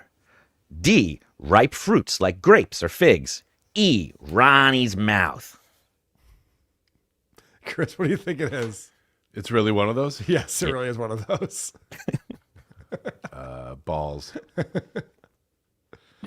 I think he was kind of rubbing between his ball bag and his thigh to get some yeast to get the bread going. Yeah, in but prison. That's where he got his training in. That's what I think. Good stuff, Opie. Good stuff. Game shows are easy. Yeah, Chris was like, yeah, I know what kind of laziness this guy's gonna have. Yes. Yeah. I'm ashamed of myself for knowing. No, it was pretty obvious. That's how I feel every week. Adam's no Cardiff when it comes to the multiple choices. We're going to figure that one out. Cardiff game is coming up later on, by the way. To poke a dabbler. Cardiff's been on a roll lately, which we appreciate. All right. So Ron starts talking politics. And Opie, he does an impression here. So this is more for the video audience. But this is dynamite stuff. Who's the FBI director? Patel? Patel. Nash Patel? What the fuck's his name? Cash. Patel. Dude, give me a break, Cash Patel. That is, it sounds like Tango and Cash. Wait, you're not going to acknowledge my Cash Patel impression? Oh, I thought you were just, I know. Dude, he looks like a psycho. Good stuff, Opie. You know, if your co-host doesn't notice it, maybe it wasn't that great. It's like, I know you joke about this yes and thing, but he needs to take an improv class. He does. Like, he's the guy who stops the improv and says, no, do what I say. Yep. He really is so bad at this. So Ron starts talking about this soda company out of New England, out of his area. Yep. That is very popular. It's called Moxie. And again, Opie's just not having any of this. Moxie? I don't think I've ever heard of it. That's a big New England thing. Moxie. Google it. Like, does it come up? No, I don't feel like Googling it. And the people. And look, Moxie was hoping they would take over the world and take on Pepsi and Coke, and it just stayed in your little New England area. No one wanted your Moxie outside Boston, you weirdo. Opie, repeat after me. Yes, and Jesus Christ. Ron has to work so hard on this goddamn show. Also, Opie said he didn't know anything about it and then started citing facts. Right, yeah. And plus it sucks. Okay. I also thought we're supporting the little guy with the little podcast, just trying to get an audience. Not like no one cares about them outside of the tri-state area, so fuck them. Yeah, that's also a pretty good point. So then Opie starts talking about Wawas. Because, you know, that's the stuff that he knows that Ron doesn't know. No, let me tell you something, Ron. Wawa kicks D&D's ass. I don't even know what that is. No, but they're good. I don't want you to know. How about that? Wawa? Yeah, we don't need that's you in baby our Wawa. talk. Wawa, that's what babies say. Talk. I'm not going to tell you what Wawa is because we don't want you there. We don't want your kind. I don't want to go to a place that sounds like a fucking baby. Wawa. You already said that joke. Yeah, you're missing out on some good Sambos. Moxie, what was it? Soda? Yeah. Yeah, it doesn't even come up. Yes, it does. On a little thing called Google, it doesn't even come up. All right, Grandpa. Yeah. I'm sure you Googled it correctly. And it's Google's fault that it doesn't know what you're talking about. I like that Ron, at least he like tries to roll with stuff, but he just says the same joke over and over again. Yeah, like a baby. Yeah, right. Wow. Yep, got it. Good Opie's stuff. genuinely pissed at him. Yep. It's like if they were kids playing, he'd just be like, no, you can't have the truck. No, you can't use that. Whatever he's doing. So this is another post from Ron. And Ron is making movie magic with my co-star, Ron Barba. And so, a.k.a. MAGA for Mamdani. So this is the TV pilot that he's filming right now. And there's another photo with him and the star of the show. And spoiler, it's very exciting. This guy is going to be the guest on Opie's show from this morning, the next morning. They get this guy to come on and be a guest to promote this. And this is a vid from Ron's social media where he shows he's actually filming this movie or this pilot. Here's the big shoot. The big shoot. Oh, look at that. It's Ron Baba. We're doing Beer God. That's right. Look at this. Television hit. That's it. I'm Ralph. All right. So that's going to be our exciting guest coming on Opie's show the next morning. This is the guy that Ron's making a pilot with. Did we learn anything about why Ron's a part of this? They're shooting it at the Bohemian Beer Garden, where I believe they both work and are waiters, or at least I know Ron is, and Ron is playing a waiter there. I don't know that they're the stars of it, but I know they have a couple days work on it. And Ron Barba we know from the MAGA for Mamdani campaign, which supported Mamdani early on and went viral and has given him a very large platform where he's going to meet Mamdani, I think this week with MSNBC as part of some special. And he's raised a lot of money and awareness with that campaign. Well, that's exciting. So this TV show is going to get picked up. Ron's going to become a huge star. Opie's going to be so bitter and pissed off about it. So I'm looking forward to this. I'm looking forward to Ronnie Radio. I am Team Ron Berman on this one for sure. So fast forward to this morning's episode. Let's look at the cool thumbnail. MAGA for Mamdani, that's the name of the episode because they have this guy as a guest on. And for some reason, they're in a diner and Opie Radio is shooting a meatball gun. Still got it. Is that supposed to be Mamdani? Something like that. Yeah, it looks like it. Kind of looks. I mean, it looks like they fed those words into AI, and this is what it vomited it up. This is terrible. Why is he posting things like this as the thumbnail? Because he hates looking at his face with his small eyes. Before we get into your clips, I want to point out there was finally an update on Gebhard's. Forever, there was a weekly podcast episode from Gebhard's. You know, you had Matt there, and that's where we met Ron the waiter originally. We had some other guys, that Trump guy that liked to buy Trump sneakers and stuff. And then there was that guy who did the Trump impression. Do you remember him? Oh, yeah. He is officially off the show because people were fucking with him on social media for being friends with Opie. He might be a guy to get on this show to talk to about that. Might be interesting. But let's first get an update on what's going on with Gebhard's. All right. Well, that's great. But I'm going to advise Joyce to make sure she doesn't bring enough for you when she brings her trays of food to Gebhard's and tells Matt, just heat this up for $3.50 for 15 minutes. All of a sudden, she puts Matt to work with her food. It's one of my favorite things. And Matt looks at me like, what the fuck is going on with your friends? I'm like, look, she's generous. She made food for all of us. All you have to do is heat the shit up, Matt. And Matt's like, I'm running a bar, Ope. I guess that's why we don't do Gebhard's anymore. So this is very telling. So Opie's always been a pain in this guy's ass. You know, from the get-go. Before he even knew the guy, he would just show up at this bar with this stupid Zoom recorder and just start having loud conversations, these podcasts he was recording. Eventually, he got to know Matt, and Matt became part of the show. And they take over the front of the bar, and people who come in have to walk through them in order to get into the bar. And it's also where the pinball machine is, and it's just a pain in the ass these people set up there.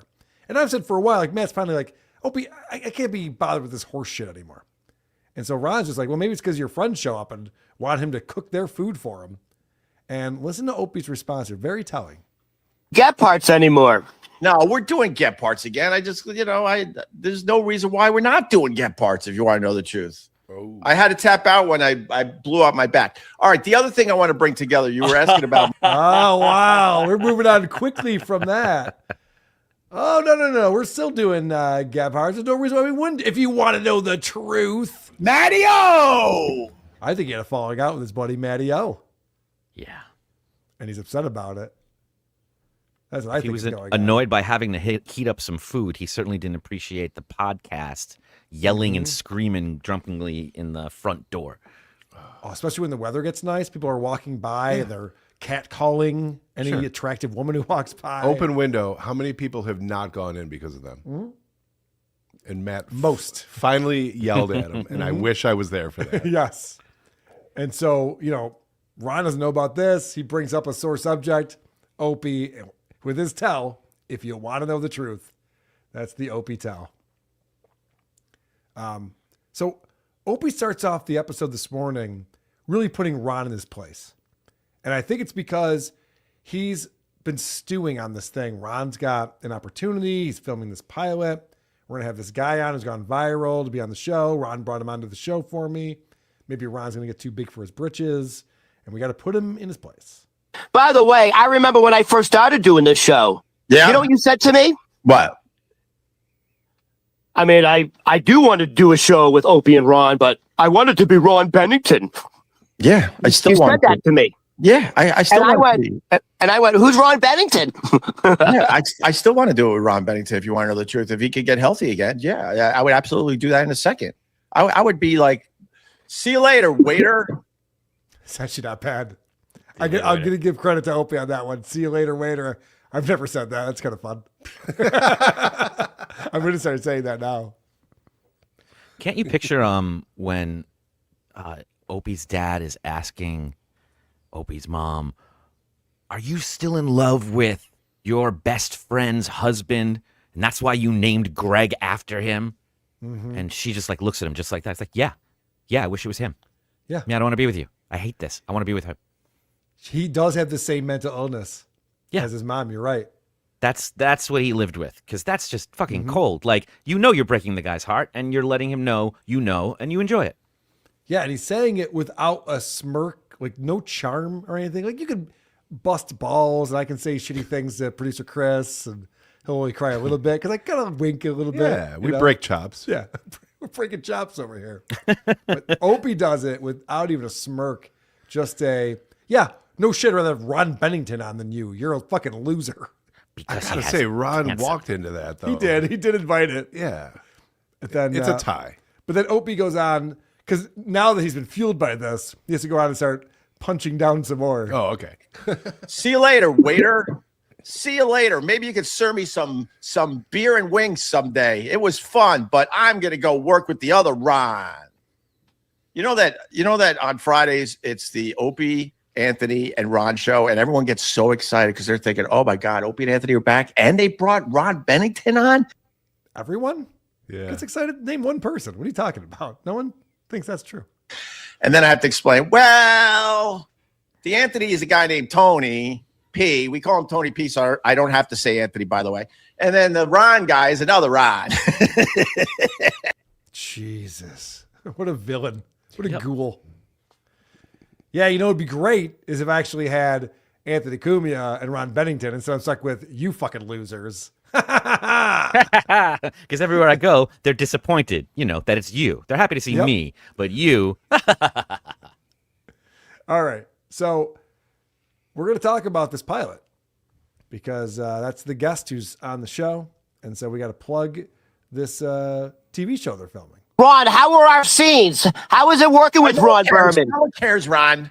He's funny as can be. He's a funny man. Yeah, no one cares. They're shooting a pilot at Bohemian Beer Garden. So listen, for television. Hey, Opie, repeat after me. Yes, and what is wrong with this retard? Nobody cares. Shut up. It's like you invited his co-star to be on the show. I imagine there's a reason for that. He's just trying to talk about Ronnie's hay fever. Why can't he get through it? Right. So yeah, Opie's not having any of this, and so this other Ron Barba, is decides like, all right, I'll get Opie on board with this. We'll get him involved in the show. The thing is Ron and I are doing a show this Saturday night at the Bohemian Beer Garden, which Opie, we'd love if you showed up. Right. That'd be amazing. But if you couldn't make that, Opie, we are also in a pilot about that same beer garden. And together we're like two waiters working in this place. We have a lot of funny lines. It's a really great script. And even I told the director I would ask you on air if you come in and do a cameo just so we could pitch this thing. You wouldn't be interested in something like that? No. Okay, all right. I want this to work. Ron, you don't get it. That ain't gonna help. That may hurt the project. No. This ain't the famous Opie from 20 years ago, Ron. No. I chose to be a recluse. I could be right back where I was at any moment. I chose. Good save, Ron the waiter, right there. But yeah, we didn't want this fucking guy. As Opie's just giving this sourpuss face. No, I'm above that. I'm not going to be part of your stupid thing. So Ron puts Opie in his place, which is nice. Yeah, this ain't the Opie that's famous anymore. It's a whole different guy. A lot just went down in 5 seconds. Yes, that's a great clip. Because then Opie has to say, I could be right back there if I choose to. We haven't heard that in a little while. Yeah. We've heard him say that before. Hey, listen, if I wanted to beat Joe Rogan, I could. I just got to put my mind to it. You should start putting your mind to it. You're broke. Mm-hmm. And he wants Ron to know he enjoys seeing him living in a basement. Yeah. I could change it just like that. I could change your life if I wanted to. You know, Adam, I wonder why this Greg Hughes doesn't have a lot of friends. Can you pinpoint why that might be? This seems to be the way he handles all relationships. And what's so shallow is that he basically, from the view behind our friend Ron Barber there, he's interested in this. He's interested in finding out how he can afford that apartment and where he got the money from, which it turns out is from his father, who made hundreds of millions in the 90s. But this guy, unlike this other guy who made millions in the 90s, this guy's not afraid to admit it, talk about it, and say he's living off it and he has to hustle to make other money, but that's his situation. That's who he is. And suddenly Opie takes an interest. Okay. Well, so it's interesting that Opie tries to save face here about like this offer to be part of this pilot. I just think all kidding aside, Ron, if it's something that makes sense, yeah, I would do that in a second. That's awesome.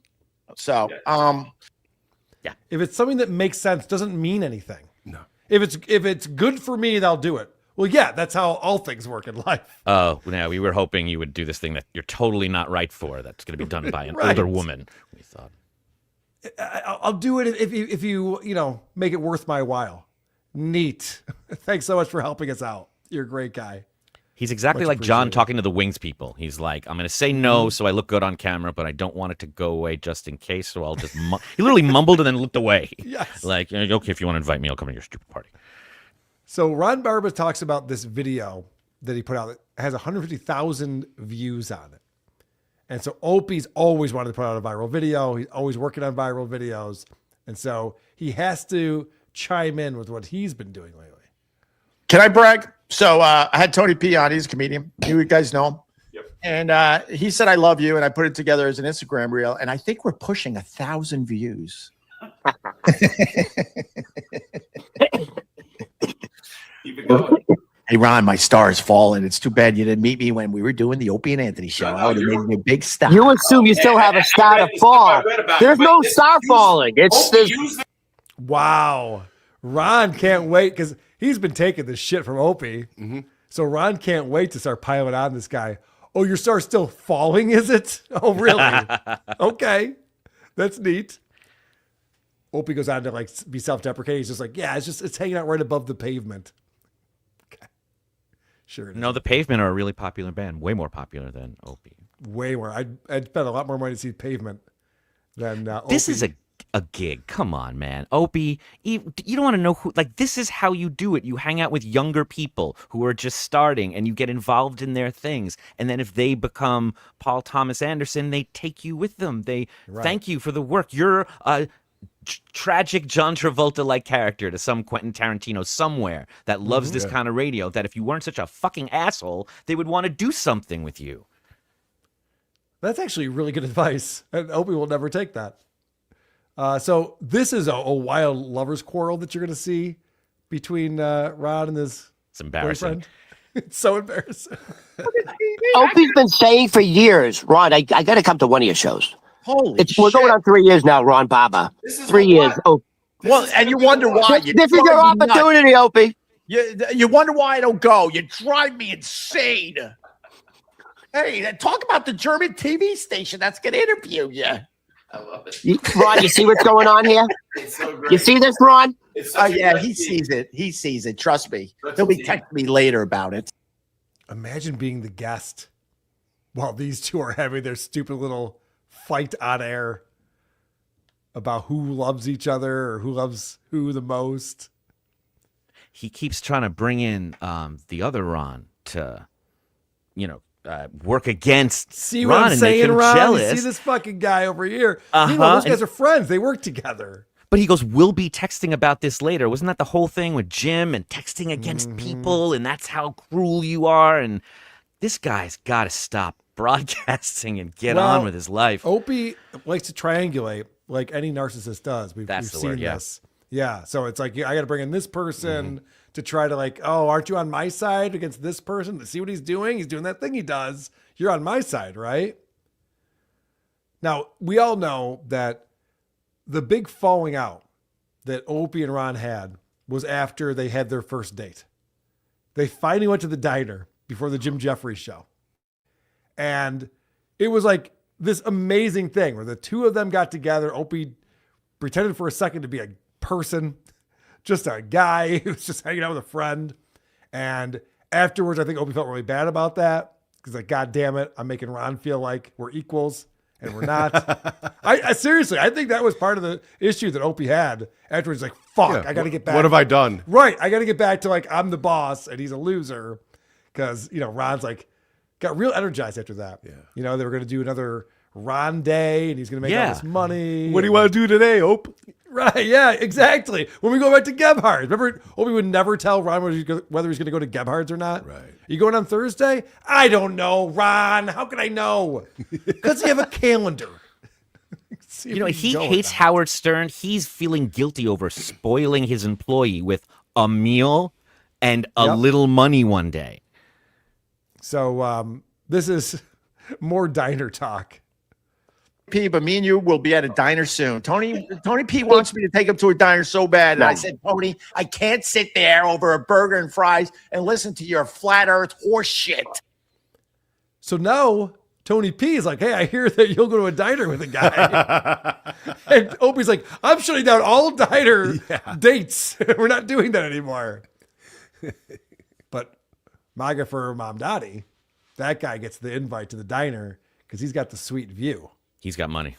He's got money. Check this out. I want to see what it looks like outside your. So you're looking right there at we're on 8th Avenue. But if you look this way, I'm going to show you a nice shot of this is right up 8th Avenue towards can you see that? He's on 8th Avenue. So that's 8th Avenue going up towards the park. And we're on 46th Street in Midtown. 46 and 8th. All right. He's not 46 and 8. Come by anytime, Opie. Opie doesn't like that. Oh no. Uh-oh, another guy with a view? It's not as good a view. Can you even see the Hudson? Who cares? That's really him, though. That's the real guy. That's the real petty version of Opie right there. He's more uptown. He's closer to the water. And we look down on people like that live by Times Square. Are you kidding me? That's where the tourists go. Which floor are you on? 38? Okay. Good try, asshole. Not even close to where I'm at. Oh, you tip your doorman? Okay. All right. You have one more clip on here. I want you to set it up for us. This is is it a clip or is it just a Oh, no, you're right. It's just the image here. So this is Ron Barba promoting his appearance on Opie and Ron, and the way he words it is, I'm on the Opie and Ron show, which goes as Opie Radio on every platform. Right. In the post before we were looking at, he said, I'll be on the Opie and Ronnie show. So then obviously someone had to clarify, or he's like, I can't see Opie and Ronnie everywhere. Where is it? Oh, it's Opie Radio. So he's got to make this like apology just to get his own fucking friends to listen to this show that he works on for free. It's unbelievable. Yeah.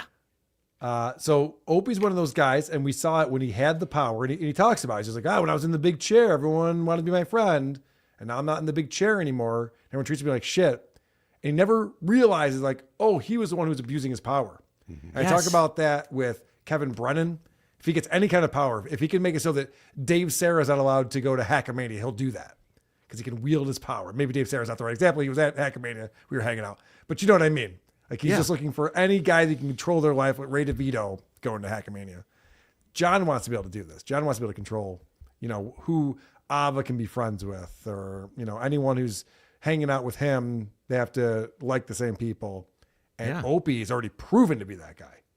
And I think this is why Opie doesn't like Jim Norton, because anyone who's an outsider looking in, that's us. We've watched your show, Opie, and we've seen, Jim sees your relationship with Anthony. We see how you treat these people. You were just telling Tony the other day, you're talking shit about Ron with him. Now you're talking shit about Tony with Ron. Yes. This is what evil bosses do, with more resources and ruin people's lives and get fired. He's learned nothing. Antisocial behavior. Yes. I'm not surprised he doesn't have any friends. All right. Well, thank you for that presentation, Adam. Mm-hmm. Well done, my friend.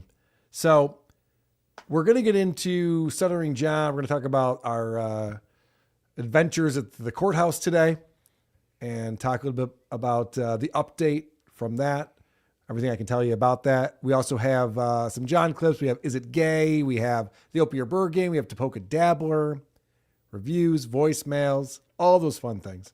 But first, supertip.gg/WATP, Preacher Bill coming in. If Aaron followed the commandment, love your neighbor as yourself, then he would celebrate when others win or even do better than him, and he would mourn with those who lose and not celebrate their loss as if it were his win. Great points. That Great could be points. said true of all of these people in the Dabbleverse. Whatnot Chaser. Well, it turns out I'm a loser because I'm Catholic. I don't think that's true. Anonymous. Ron and I are over 59, and we are so much fun and way more silly than, I was always miserable and probably not more miserable. Yeah, I'm fun and silly. Ron's gay. All right. Yeah. Tying it all together. Can you be over 59 and still do a podcast that's funny? That's the question. Labyrinth Mystic coming in. We have made the comparison of Livia Soprano to Opie, right? He finds no joy in life. He is an emotional vampire to Ron and Tony. He may have even potentially planned for his family's demise. Oh, poor you. I gotta go. I wish the Lord would take me. That's perfect. Well Amen. played. Holy shit. My buddy Mike Boudet, Sword and Scale, coming in on Super Tip. Always appreciate seeing him here. Has anyone checked in on Melton? There have been rumors of a bad smell in the Vegas area after Hackamania. Wouldn't be surprised if they found a whale carcass behind a casino any day now. Heart disease is serious, folks. Okay, bye. That's a great question. Have you talked to him, Mike Boudet? I don't know what's going on with him. I think he owes me money. Where's my fucking money? I think he's fine. I think he's all right. He's texted me a couple of times. Okay, He survived it. Riles coming in with 5 gifted. Who are these podcast memberships?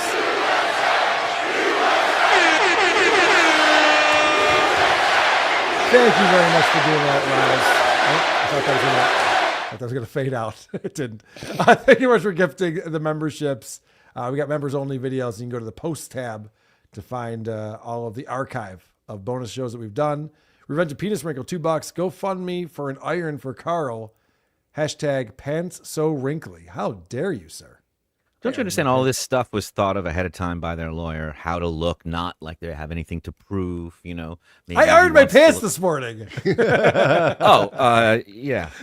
Courtney Shumway. Maybe if he looks like he needs money, it'll be helpful. I don't know how they're playing it. TWFS is back, and on Super Tips, go support. Sounds good. Okay. We will. Whatnot Chaser, maybe Ron should just crawl inside the camera. Laziest Man on Mars says, Moxie tastes like Coke fountain with no syrup. Well, that's not good. No. The syrup's the best part. Marty Pilkington, congrats, Adam, on the new TV pilot. I'm so excited. He thought that was you. That was actually Ron. Kitty gifted a membership. And then what did Kitty do? Gifted another membership and another membership. Thank you, Kitty. The gifted memberships go a long way and help spread the joy of Who Are These Podcasts. Anyone who gets gifted a membership, you can watch the members only videos as well as the videos that are under our post tab that are unlisted otherwise. Laziest Man on Mars says, Ronnie B hates you, Opie. You should have been you. It should have been you, Greg. Oh, that's not nice. But from what Anthony was telling us at Hackamania, that is accurate that Ronnie B does not like Greg. Stuttering Cokejaw says, Opie's eyes remind me of Jeff Dunham's old man doll. Yes, I agree. And look at this, another 5 gifted from Kahuna Noi. People are being very generous today with the gifted memberships. I very much appreciate that, as do the people who are watching and getting gifted memberships. Hopefully it's not Adam Bush. Yeah, we're going to have to see who you're gifting it to, and then we might have to block them if we don't approve. Yes, because that would piss me off if it was Adam getting the memberships. All right. Let's get into the Stuttering John saga. Bloody ass. Can I get a little sympathy? Go. Because I got a bloody ass. I'm bleeding generously. Because I got a bloody ass. All right. So we get down to the courthouse. I'm in the lobby, and Lucy is there, and Danny, and a couple other dabblers who drove pretty far in to come hang out with us. One guy, I think, traveled 4.5 hours. Another guy was in from Buffalo, and we're hanging out. Were they allowed in the courtroom? No. Okay. There is no courtroom. This was in the judge's chambers. Okay.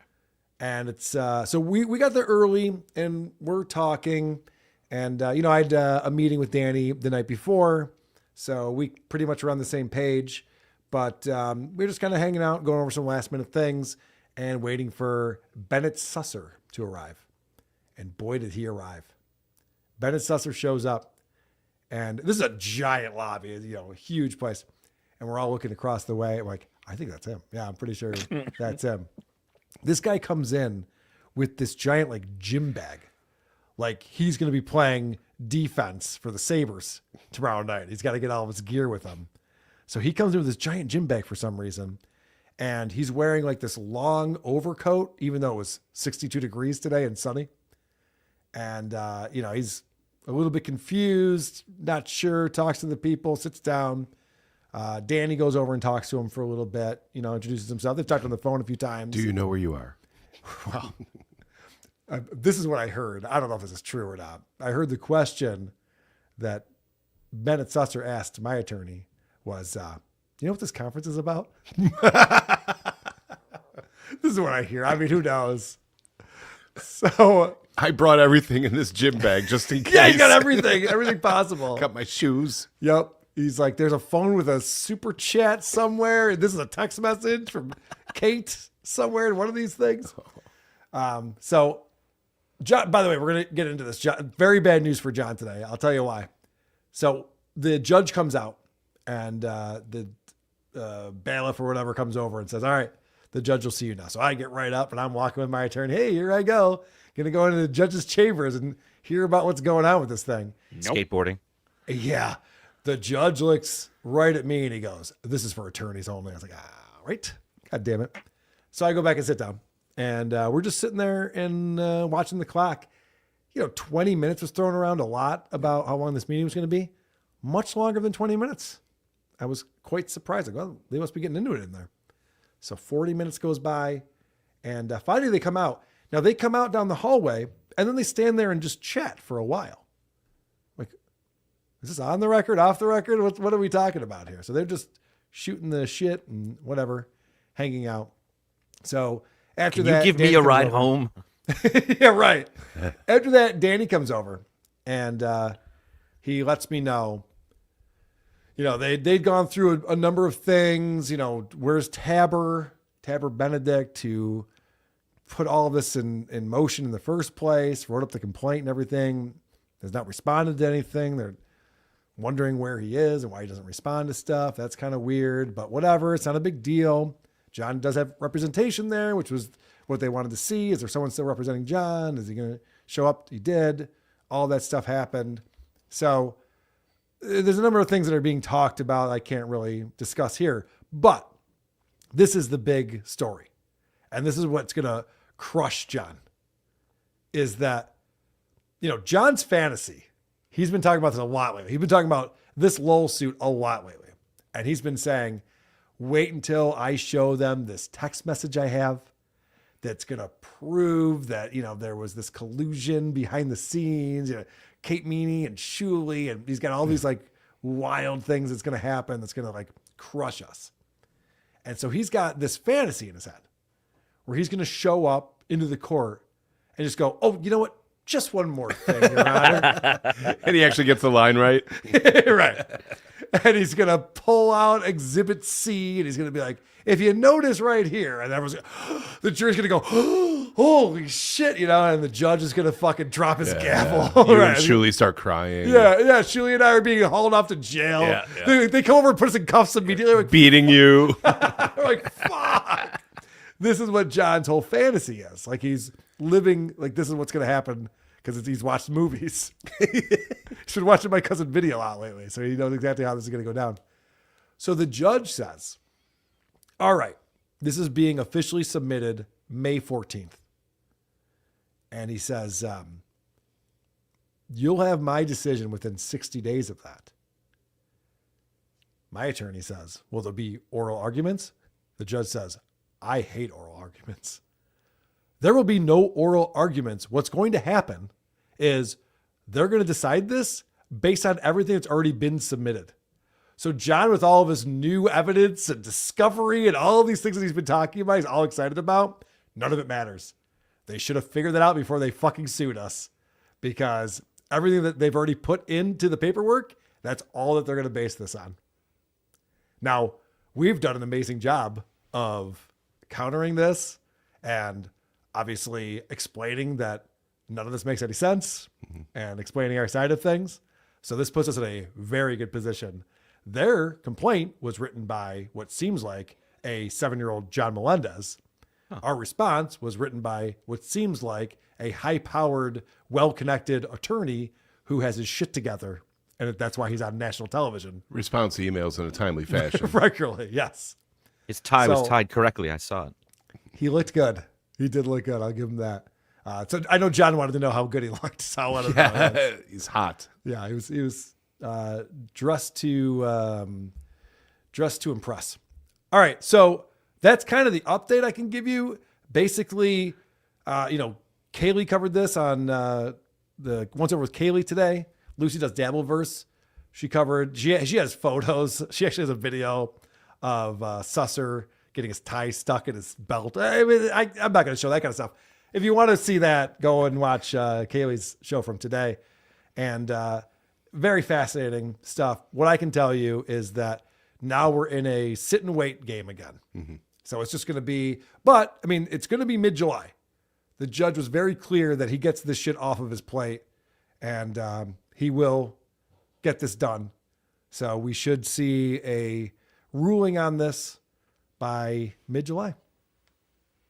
And that's it. Nothing else can be submitted. There's no other meetings. There's no other phone calls. There's nothing but sitting and waiting for them to go through what they already have and decide whether you guys stole his likeness and took advantage of it for profit. As far as I know. Now, okay. Could they come to a conclusion that's like, okay, now we have to figure out this thing? Possibly. I mean, this could drag out beyond that. But as far as right now, everything is just going to hinge on what his ruling is. And it's just the judge who makes the decision. There's no jury. Yes. There's no... Yep. At what point does John get to say, come on? Do you think this is cool? There it is, yeah. Does he get to tell the judge about his trans and gay kids? If he didn't put it in the initial complaint, then it's not going to be read.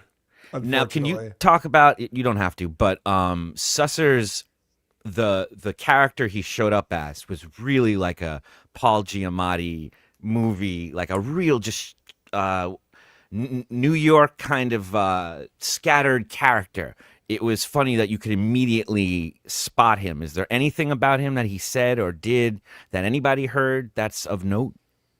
I wanted to go over and talk to him so badly. Yeah. I was like, hey, am I allowed to go talk to him? And my attorney goes, well, no, not really. I mean, he can't talk to you. It's not like, a good really, idea. I can't corner him and talk about his symmetrical name. Because I had some questions about his stand-up routine. I had some things I wanted to ask him about. And I was told, no. I was shut down on every front as far as me communicating with Bennett Susser. I did see Trucker Andy talking to him. You know, he make it. What Stuttering John did, it's harder than it looks. I got to tell you. Explain, please. I didn't see Andy's interview. I did an interview. My attorney and I did an interview with Andy, but I didn't see that was Susser's great. Interview. That was great. Yeah. And you got to see through Andy's showing you both lawyers very much the different characters and the different approaches to the thing. Susser he was demure. He didn't really like saying much, but you could tell he wanted to. You could also tell he was very confused as to how he had gotten there and to how he was getting wherever he was going next. Tiger Lily, what about the fake affidavits? That will be part of all. They're going to go through all of the paperwork when they make their decision. Sorry, go ahead, Adam. No, Trucker Andy summed up pretty much all there was to glean from it, which was this will continue. This continues on, and we have to wait. That is correct. That's where we're at. And I want to thank the 2,000 people for being here. Hit the like button while you're here. Thank you for watching the show and supporting. I have a whole Stuttering John package for us, which starts with John last night claiming that he is leaving the Dabbleverse. And in the way only John can, he has to talk about it like he's 7 years old and running away from home. And he's like, you know, Mom and Dad, you've treated me poorly, and you are going to be sorry when I leave. And then when I'm gone, then y'all gonna go, where's John? We want the Duke. You blew it. I'm gonna get a beer. John spent most of the night last night doing this. He's leaving the Dabbleverse, and we're all going to be sorry because we won't have John to kick around anymore once he leaves. Does he really not remember us not caring before? He doesn't. He thinks every time that we're going to be like, no, John, here's a 20.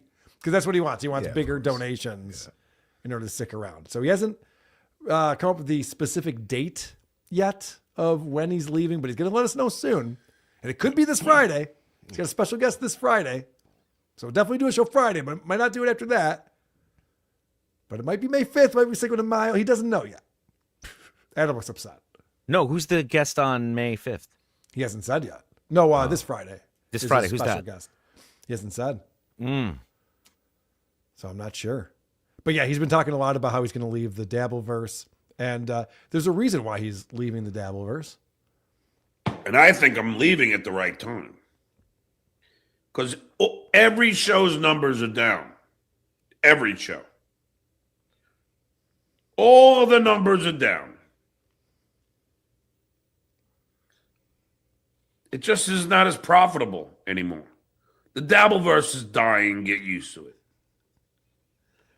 So I was watching Once Over with Kaylee's channel today. 2,200 people watching live. But somehow the numbers are down. No one's watching this. It's not profitable at all. We have Labyrinth Mystic gifting 20. Who are these podcast memberships from Labyrinth Mystic? Wow. We're going to need to see names. Impressive. That is impressive, my friend. Thank you very much, Labyrinth Mystic. Normally I don't point it out in the middle of the show, but just to let John know that numbers are up. Dabbleverse content is up. People are watching. People are interested. We have Dabbleverse Live every Thursday as a separate show just about the Dabbleverse, because Dabble Point on Mondays is still crushing. But John declares this is all dying. It's all going away. And he even wrote a song. And when John writes a song, I pay attention. Oh, the Dabbleverse is dying. Everybody be crying. The Dabbleverse is dying. You shouldn't be lying to yourselves, cause the Dabbleverse is dying. Here we go. And Dabbleverse is dying. And then what? Don't be lying about while you're a crying about the Dabbleverse be dying. The Dabbleverse be dying. Don't be crying. Don't be crying. That the Dabbleverse is dying.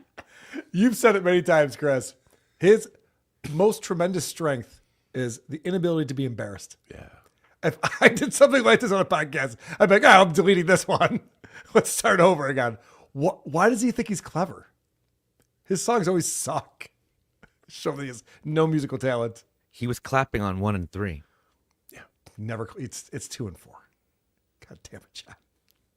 But no, he's convinced. I mean, if that song didn't convince you, I mean, this will definitely convince you right here. Dabbleverse is dead. And I killed it. So I did the old man thing where I asked my buddy Grok, I'm like, is this true? Is the Dabbleverse dead? And Grok says, no, the Dabbleverse is not dead. It's very much alive and kicking as of April 2026. It says recent episodes from February through April discuss ongoing stories like Stuttering John's lawsuits, the lull suit against Carol and Julie, his strikes on YouTube channels, meltdowns, GoFundMe efforts, interactions with people like Bob Levy, Anthony Cumia, Merce, Chad Zumach, and more. People are still posting about it daily on X, Reddit, Instagram, and YouTube. Huh. It says there are even weekly recap shows like Dabbleverse Live with Carl and Blind Mike. Lucy does Dabbleverse. Nobody likes onions. And many others that pull thousands of views while covering fresh drama. But hold on a second. Did John kill the Dabbleverse? No, I asked that too.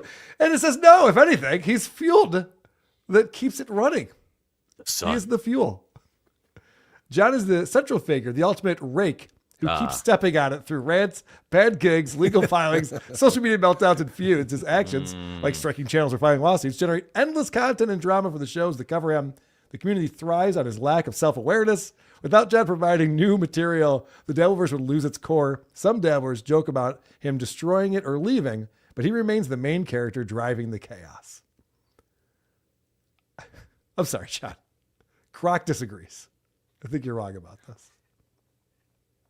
You know, I don't want to be. I don't want to be too much of a psychoanalyze this guy right here.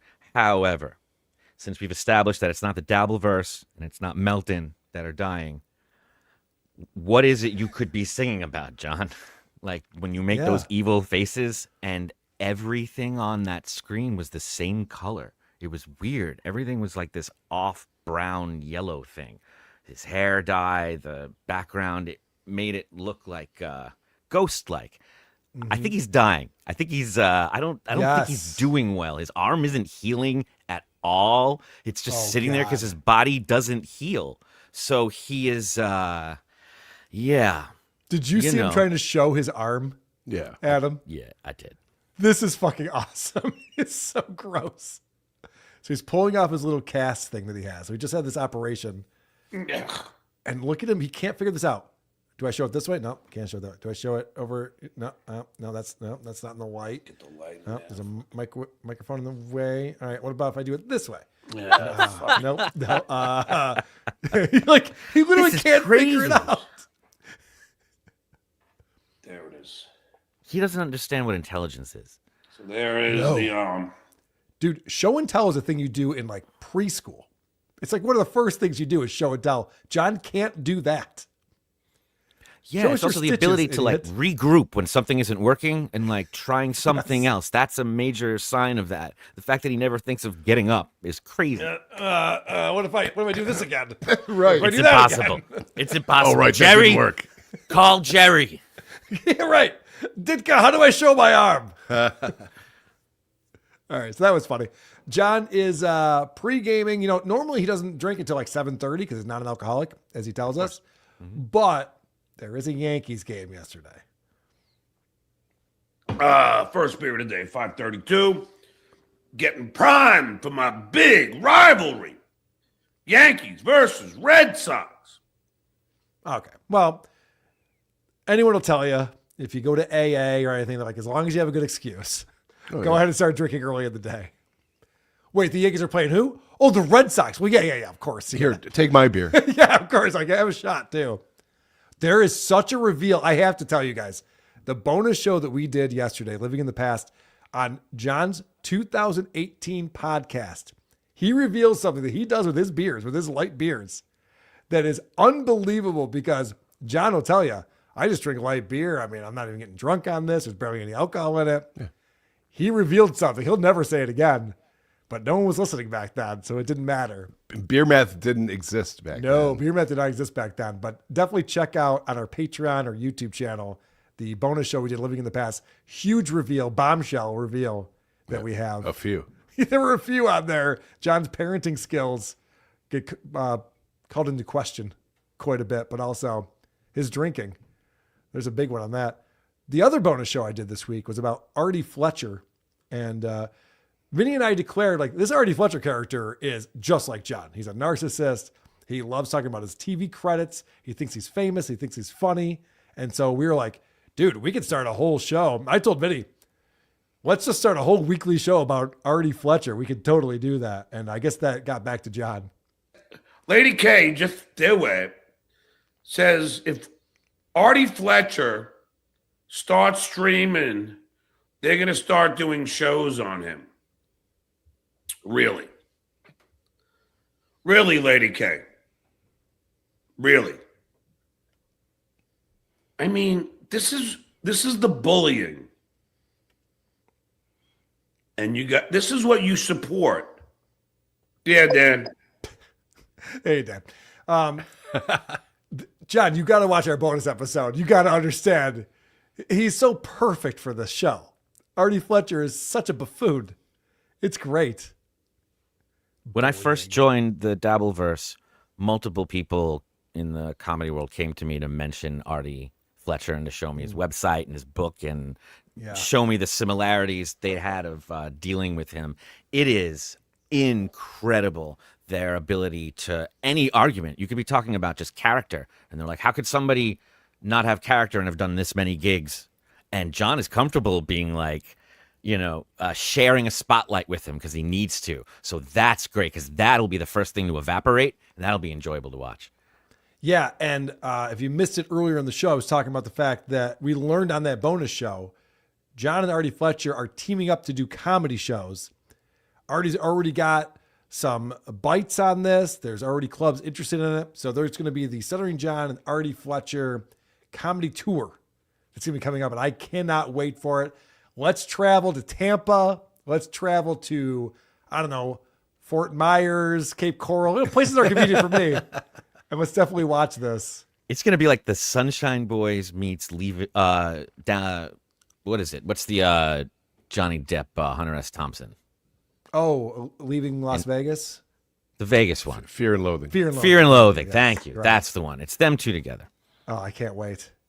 All right, so let's see what John's new strategy is going to be. He's leaving the Dabbleverse, but before he does that, he's going out guns a-blazing. I took Ava's advice. But that's changing very soon.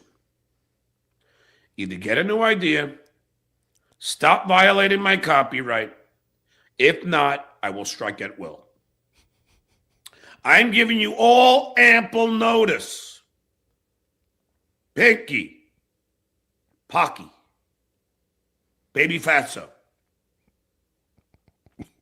Every single one of you. Violate my copyright, I will strike you. Because everybody hates me anyway. And by the way, shitware, when you and Danny or whoever your lawyer is going to be decide to sue me for me protecting my rights, I'm not going to get a lawyer. Oh, okay. I'm going to fight it on my own. Good. Yeah, it'll be fun. Good idea. Let me pause it real quick. One of the funny things that happened today at lunch, I went and got lunch with Danny after the conference, is, we're just talking about like, I got Beef Trip is going to be on Dabbleverse Live this week. And, we're just like going through like these ridiculous days. He's just laughing. Like, do you guys realize your life has gotten ridiculous, right? It's like, he goes, why does he call you Just Do It? He's like, he has all these questions about, like, we just take things for granted. Like, we're just watching a guy just being like Baby Fatso and Pocky and Pinky. You guys are all going down. And we're all just like, yep, we're all following along. Sure. Yep. I get it. None of this makes any sense to normal people. All right. So John's going to represent himself. So what he's talking about here is John has already used the DMCA system on YouTube to have all of these strikes on the Shuli Network. All of them have been overturned because they're not a copyright violation. It's fair use. Everyone knows that. John knows that too. He's pretending he doesn't. And now he's threatening he's going to do that to all of the channels once he leaves. And so there has been paperwork put into motion saying, hey, John, we will sue you. We know that this is this is protected by fair use. And you using the DMCA and weaponizing the DMCA system is against the law and against YouTube's terms of service. And so John goes, yeah, go ahead and sue me. I'll represent myself. And listen to his strategy here. And then I'm going to bring up your strikes to Mensa Math. Have you told your lawyer about that shit, Leah? Not only the one show, every show from Mensa Math. And then I'm going to bring up Sirius XM strike against you. Should I tell you my strategy? I don't have to. I mean, I'm telling you. I thought that was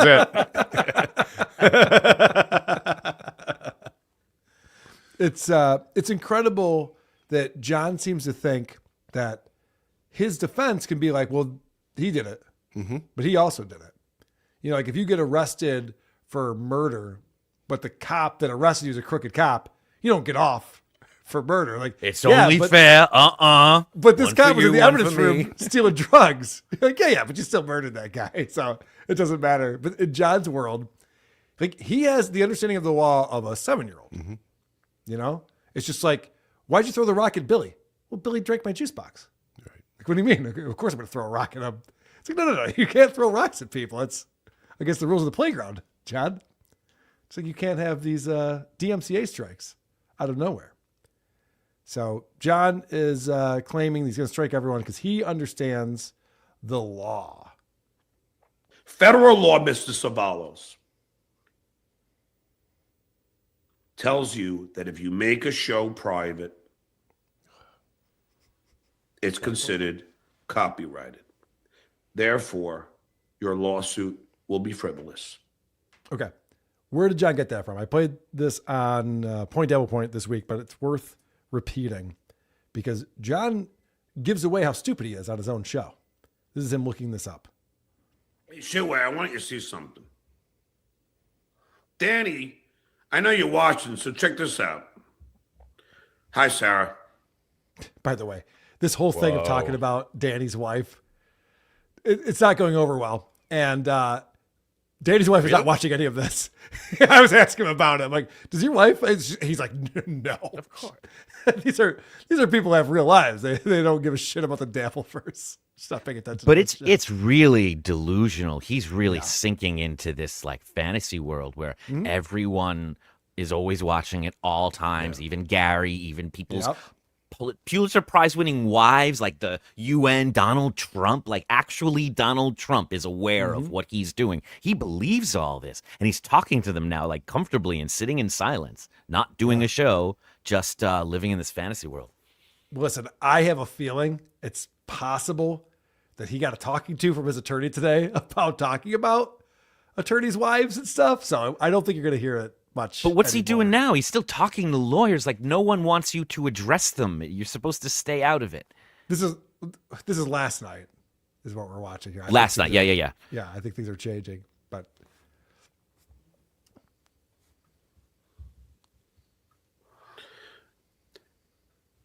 Are private videos considered copyrighted? Yes, private videos are protected by copyright from the moment they are created.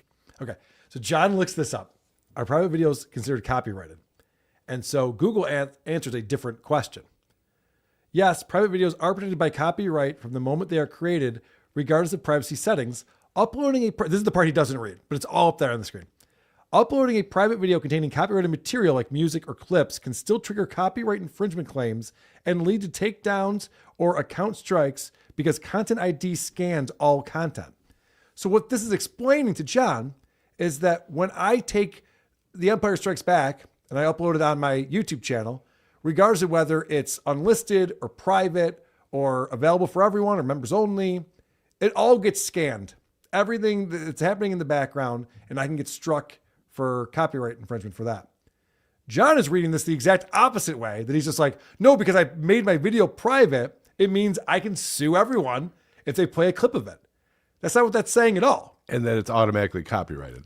It is copyrighted, but that has nothing to do with anything because of fair use. Right. And so John is so fucking stupid that he reads just the first line and then goes, there's my proof. Danny doesn't even understand federal law, and I do. You dumb fuck. Yeah, it's insane that John, I mean, this is Dunning-Kruger to the nth degree. We've talked about Dunning-Kruger for years now, but for him to think he understands law better than Danny Savalos is fucking insane. The guy's on the Today Show this week. He knows law better than you, John. And the fact that you do a Google search, read not even the first full sentence, just the first part of the first sentence, and then declare that you understand of an AI overview. He's not even sourcing the original material. Right. He's insane. But anyway, but that's why he's the a Dabbleverse is fun. celebrity. He's a celebrity, and he always says, but in the court of public opinion. And he believes that he will live and die in this court of public opinion. And what happened here today is that they removed it from the public's opinion and said, that's all done. A judge is going to do this alone in a room, and he'll let you know. Right. And you're right. John is famous, and nobody else in the Dabbleverse is famous. No. Lucy, you're an idiot. Do you want that for the board? That's why I left that part in for you. I would just hit that again. Lucy, you're an idiot. Lucy, I'm telling you right now, you're a fucking idiot. If you think this is okay, you wouldn't know anything about being famous. In fact, not one person in this cesspool of ridiculous knows anything ridiculous about being famous.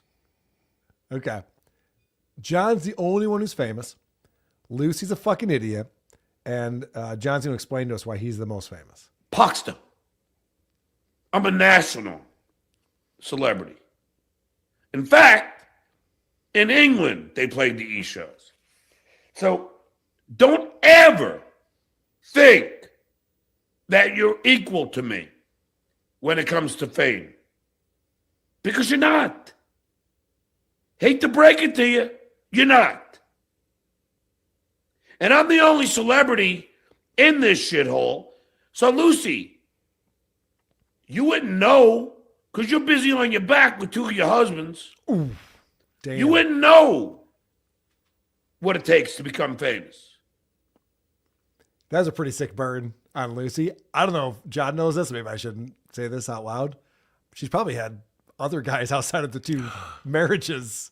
I don't know. It's possible. I don't know. Never thought of that. Most people, have date and stuff like that. Shame. I'm just getting married. But I love that John thinks that's an insult. Oh, what are you too busy fucking your husbands? Yeah, sure, man. I don't know. It's pretty funny. It's so Having a healthy relationship with your family, so celebrating stupid. holidays sounds nice. What John doesn't understand, and this is the thing that I love about him, is the more he tells us what a big celebrity is and all his accomplishments, the more we go, yeah, that's why this is hilarious. That's why the fact that you're in the predicament you are in now, broke in a house that doesn't have a fucking pool in Florida. I didn't want one. Yeah, he literally said that. Who would want a pool? It's a nice thing to have in Florida in July and August. Fucking moron. Well, just the That's other why day, it's Lucy funny. was in England, and she was explaining to somebody what she did for a living, and she was like, Stuttering John, I'm like him. Right. They're like, Word got back to "Oh, John. folks." She's on the Yeah. street talking Yes. over in Brighton. Of course, that all makes sense. So, this is John again talking about his strategy for when Shuli sues him for the DMCA strikes. Like Shitway keeps threatening to sue me. Well, what happened? So now he's talking to Ava, and Ava's an intelligent person. So watch Ava's reaction to this because Ava can't even play along. Well, what happens when I go to the judge and I go, well, he struck this guy every single show. Why is he allowed to, but I'm not? Yeah, Mentor Math could have had a career on YouTube. And Yeah, but wouldn't that close the case? I don't know. Probably. Well, When did that close the case? And I go, yeah, but he did it too. And I was like, yeah, I mean, well, no, that's not how any of this works. Nope. Case closed. You fucking idiot. This is Arrested Development. He's still at the pool with Howard saying, how come Jackie can get high by the pool, but I can't? Yes. And Right. he's like, and that's not going to win. It didn't win then, and it's not going to now. But it should have, Adam. He was right. You're It right. should have. So this is good news. They're him and Ava are on, and he's like, Ava, I don't have a lot of time. The Yankees are going to come on any minute now. And whatever. Ava's like on there making her point, and John has to interrupt with this news. he's a really angry little worm, man. Oh, I'm sorry. The game doesn't start till 6:45, so that means I have almost a half an hour left. Oh, there you go. I got to change.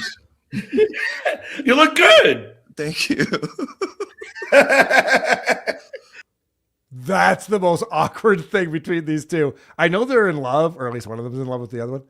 And so John just interrupts, makes that little weird face where he's just like, "Eee, look at me. I can keep podcasting with you. Isn't that cute?" Oh, that is charming John right there. John the Charmer. But the fact that I was like, I have to change. And John's like, "No, you look great, baby." And then even he's just like, "What am I doing?" Oh, there you go. I got to change. You look good. Thank you.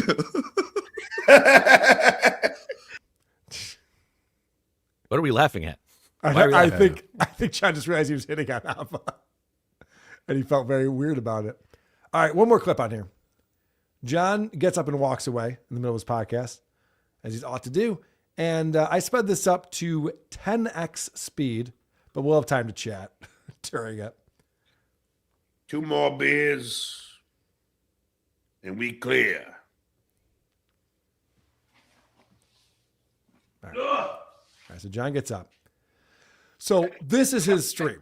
This is the professional broadcaster, John Melendez, who's famous and does it better than all of us. We're at 10x speed, and we're just staring at his green screen and the scroll that's going across. And minutes are passing by as he's just MIA. The good news is we're going to find out what he was doing in all of this time. That's him getting the TV on in anticipation of the Yankees. Now he's back. Oh, is he making a Polish car bomb? Sorry about that, ladies and gentlemen. Sorry. I wanted to get the game on because it's sometimes hard with the configuration of my television. Let's go. Okay. And while the television's rebooting, I had the energy drink and a large amount of liquid in the Gatorade, so I had to make poo-ha. Okay. This is an old man who shits himself. It's pretty well documented. He can't hold his shit through a 2-hour stream. He has to go drop a Dookie award. Not with a diet like his. I think he should be regular. That doesn't seem right. I know, right? I like that he blamed it on the Gatorade he drank. Something to do with the frozen pizza that he eats for dinner every night. It's because my TV's up in that prison they had in Superman 2, and it's spinning, and I got to get in there first to get it ready. Who has to get their TV ready to watch the game? What kind of process is that? Idiots who have to call Ditka or Vegas Beer Sales Jerry to figure out how to get the Yankees game on. The configuration. All right. That's John. He's killing it. And he's going to leave the Dabbleverse soon. So let's all appreciate him while he's still here. I know I will. Yeah. We have Is It Gay? The Opie or Burr game to poke a dabbler. We have voicemails. We have reviews. All sorts of things coming up. But first, supertip.gg/WATP is where you want to go to participate and support the show. Settings on Super Tip rebooted again to max moderation. Is that fucking true? Are they doing this to me? Where's the what does that where's mean? the moderation? Oh yeah, it did reset again. It's not max moderation, but it is more moderation than I prefer. Moody, why does this keep changing on me? Set moderation levels. Boom. Moderation levels updated. Sorry about that. Oh, is that the language? Yeah, language and probably images and stuff like that. Oh. Calder of Great Savings coming in. Sounds like this guy needs a kiss, the way we do in New Jersey. That's a voice we don't use enough out here. Joe Matteries. Wow. It's Joey Mattress. Labyrinth Mystic, who's crushing it today for us. Thank you, Labyrinth Mystic. I legit feel a little bad for Susser. He's like the third string kicker who never expected to get called to the field on the big game, especially when the first string tabard is MIA. Have a drink on me. Well, I mean, Susser has his own choices that he makes. When Andy came running up to him and he realized he had nowhere to go, he was like Peter Falk in Princess Bride looking for his keys, and he can't. All right, okay, I got it. All right, okay, that's somewhere. He was trapped. There was nothing he could do. It's hilarious. The real Carl's here. Chris, I love you, man. I'm not sure who is saying that. I paid for that myself. Aw.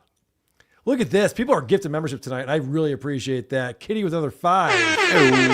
Gifted memberships. Not to be outdone, Farmy Todd coming in with 5 gifted memberships. We got Kitty with another gifted membership. Thank you very much for that. People are getting gifted memberships. We got members only content you can find in the course under the post tab. All the unlisted videos that are just for members. This is Chrissy's Downsy Syndrome baby. Hey, failed actor Adam Bush, what's going to be your cut from the super chats tonight? F. Carl Beaver face and wipe your dumb face, Chris. Wait, that's mean. It makes a lot of good points. That one was mean. Who saw that one coming? A lot of that's true. James Hughes, $5. I'm surprised the fact SJ was guest vocals on Ween's Pink Eye on My Leg from the Mollusk album. Is that true? I had no idea. Kitty with another gifted membership. And then Kitty with another gifted membership. Kitty is going nuts. Thank you very much for that. Gold Folds with $2 says Adam. Fresh dyed hair and stash. Mazel tov. No dye, but I shaved, so all that white is gone. Lever Mystic says it looks like the slap is going through, and that's when he gave us the 20 gifted memberships I showed earlier. Thank you very much for that. Yeah, it'll be interesting to see how the judge rules. The judge is a no-nonsense judge. Kim Boley gifted a membership. Thank you, Kim. Good to see you at Hackamania. John's thread. John wanted Howard to miss him so badly. Pathetic. He wants everyone to miss him. Yeah. The greater good. No YouTube link for Patreon yesterday, Carl. What the fuck? Yeah, so I've been sending out Rumble links for Patreon. The reason for that is that we're doing the show as members only on YouTube. So I can't send you that link because you won't be able to see it. So I'd send out the Rumble. But the Rumble works great. Unless it doesn't, then let me know. But it should be working fine. JDT says it looks like the arm during the transformation scene in American Werewolf in London. Mm-hmm. It's true. Nancram. I hate to say it, but figuring out how to orient his arm was a real-life version of the dementia test where you have to draw hands on a clock. It's so true. You could just see rats figuring it out faster. Octopus, like just figuring it out faster. Crow no shit. Kitty gifted another membership. Kitty, you are executive producing the show tonight, and I appreciate that. Dimpled Balls, member for 26 months. Smarty and Artie's Keg Party coming soon. I'm in. The mayor of South Dakota, over under how long the Artie Fletcher and SJ tour lasts. Couple of malignant narcissists can't share that tiny amount of power. It's blown up with Artie and everyone else he's tried to do this with. We covered that. Gallagher was touring with him for a long time, and Bob Nelson. It's not going to last, but it's going to be great. I can't wait for it. Will it last as long as the dive bar locator? Yeah, about as long as that, yes. Kitty gifted 5. Yeah. Who are these podcast memberships? Crushing it tonight. Thank you, Kitty. 37. Hi, Adam. For absolutely no reason in particular, in your Best Tonight Show announcer voice, would you please say IKEA is now closed? I'm not allowed to. It's a SAG thing. But what is it? IKEA is now closed. XOXOXOXO to you, 37. Thank you for being a member for 32 months. Jay Wolfenstein. Adam, you'll be happy to know Bob now has a gay waffle iron. Huh. Next, I'm going to get him to name half of it Carl, and the other half Adam. Who wants to be the top? Who wants to be the bottom? Not it. Dibs. The One Pun gifted a membership. Thank you very much, The One Pun. We appreciate you, my friend. All these gifted memberships. People are feeling generous today. And that's awesome. Dimpled Balls coming in with a image tip. 2 famous guys enjoy their fame together. Look at that. It's John and Danny, it looks like. Or is that Anthony Weiner? Yeah. It's kind of got an Anthony Weiner look to it. Is that Kumia? I don't think so. I don't know. But I appreciate that. There is AI built into the image tip system. So if you want to, you can just put prompts in there and it'll do that. Or you can just go wherever you get your favorite AI images and tweak it and get it right. You can upload photos of people so you can make it look like people that you want it to look like. I don't know, maybe Review Girl Megan.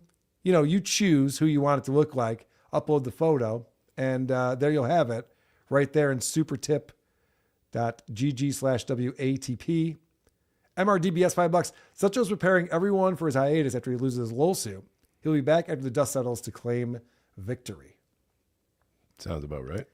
Yeah, he keeps talking about how he's going to change his career. He's got a new thing he's going to do.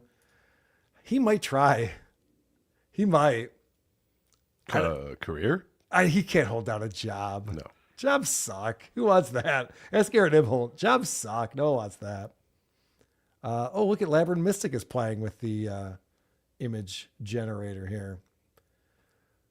It says, this was incredible hard for Grok, but we got here. We got there. The bottom right is the original image. Top right is the screenshot from your clip, cropped out GN. So that is Stuttering John as the woman in Goonies. Mama. Yeah. To Kelly? Something like that. Robert Davi in the back and Joe Pantaleone. Yeah. Mm-hmm. Very good. And you'll love them as Artie Fletcher and Stuttering John in The Sunshine Boys meets. I cannot wait. All right. We've come to everyone's favorite part of the show. Is it weird or is it gay? What will Aaron say today? Is it gay? Is it gay with Megan? How's it going, Megan? Hello. Great to see you. And Annie? Oh, hello. Great to be back. Great to have you back. And, of course, Megan coming off her successful internet news segment recently on WATP. Sure. She wears many hats around here. The way this game works is we watch Aaron Imhol set something up. And because Aaron has no creativity and is not very funny, he usually calls everything gay as the punchline. So we're going to see him set something up. We're going to decide whether or not he's going to call something gay. Each round is worth 1 point until we get to the final round worth 3 points. So let's find out. Is it gay? Boozmock says, say goodbye to any Chandler dollars you could have made. I don't make any Chandler dollars. I haven't made Chandler dollars ended a long time ago. Yeah, years. It's been years. Old Chandler gave Granny $8K for a stop financing trans. Is it gay to fund trans pornography? Adam. Yeah, that's gay. Carl. Sounds pretty gay. Chris. Gotta go gay. Annie. It's gay. All right, we all agree this is gay. Let's go. That is, I'll be honest, that's really fucking weird, though. Oh. Like to go, I haven't, like, it excites you to go, I want to pay a poor hillbilly money to fuck a trans person. It's like that. How does Aaron know everything? He pretends to be above it, not know anything about the How does he Dabbleverse. know who Granny is? Yeah, right. He knew all that entire backstory just now. He was probably there and we just didn't know. He might have been. He's above being paid to do stupid things that the audience wants him to do. Like, what the fuck? Listen, he'll drink pee to a song, but he's not going to put his penis in a trans person. Who It's are crazy. we to judge? All right, no points in the first round. That was a tough one. Here comes round two. Rusty Grammar says minivans aren't sexy. Apparently not. DP Granny says Aaron liked his town and country because the rear end reminded him of his wide ass. For continuance. Oh, shit. Hold on.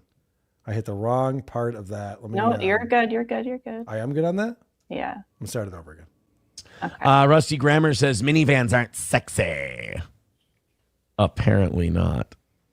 DP Granny says Aaron liked his town and country because the rear end reminded him of his wide ass. I have a very cute, snug ass. Is it gay that Aaron calls his ass snug and cute? Annie? Yeah, that's gay. Chris? It's disgustingly gay.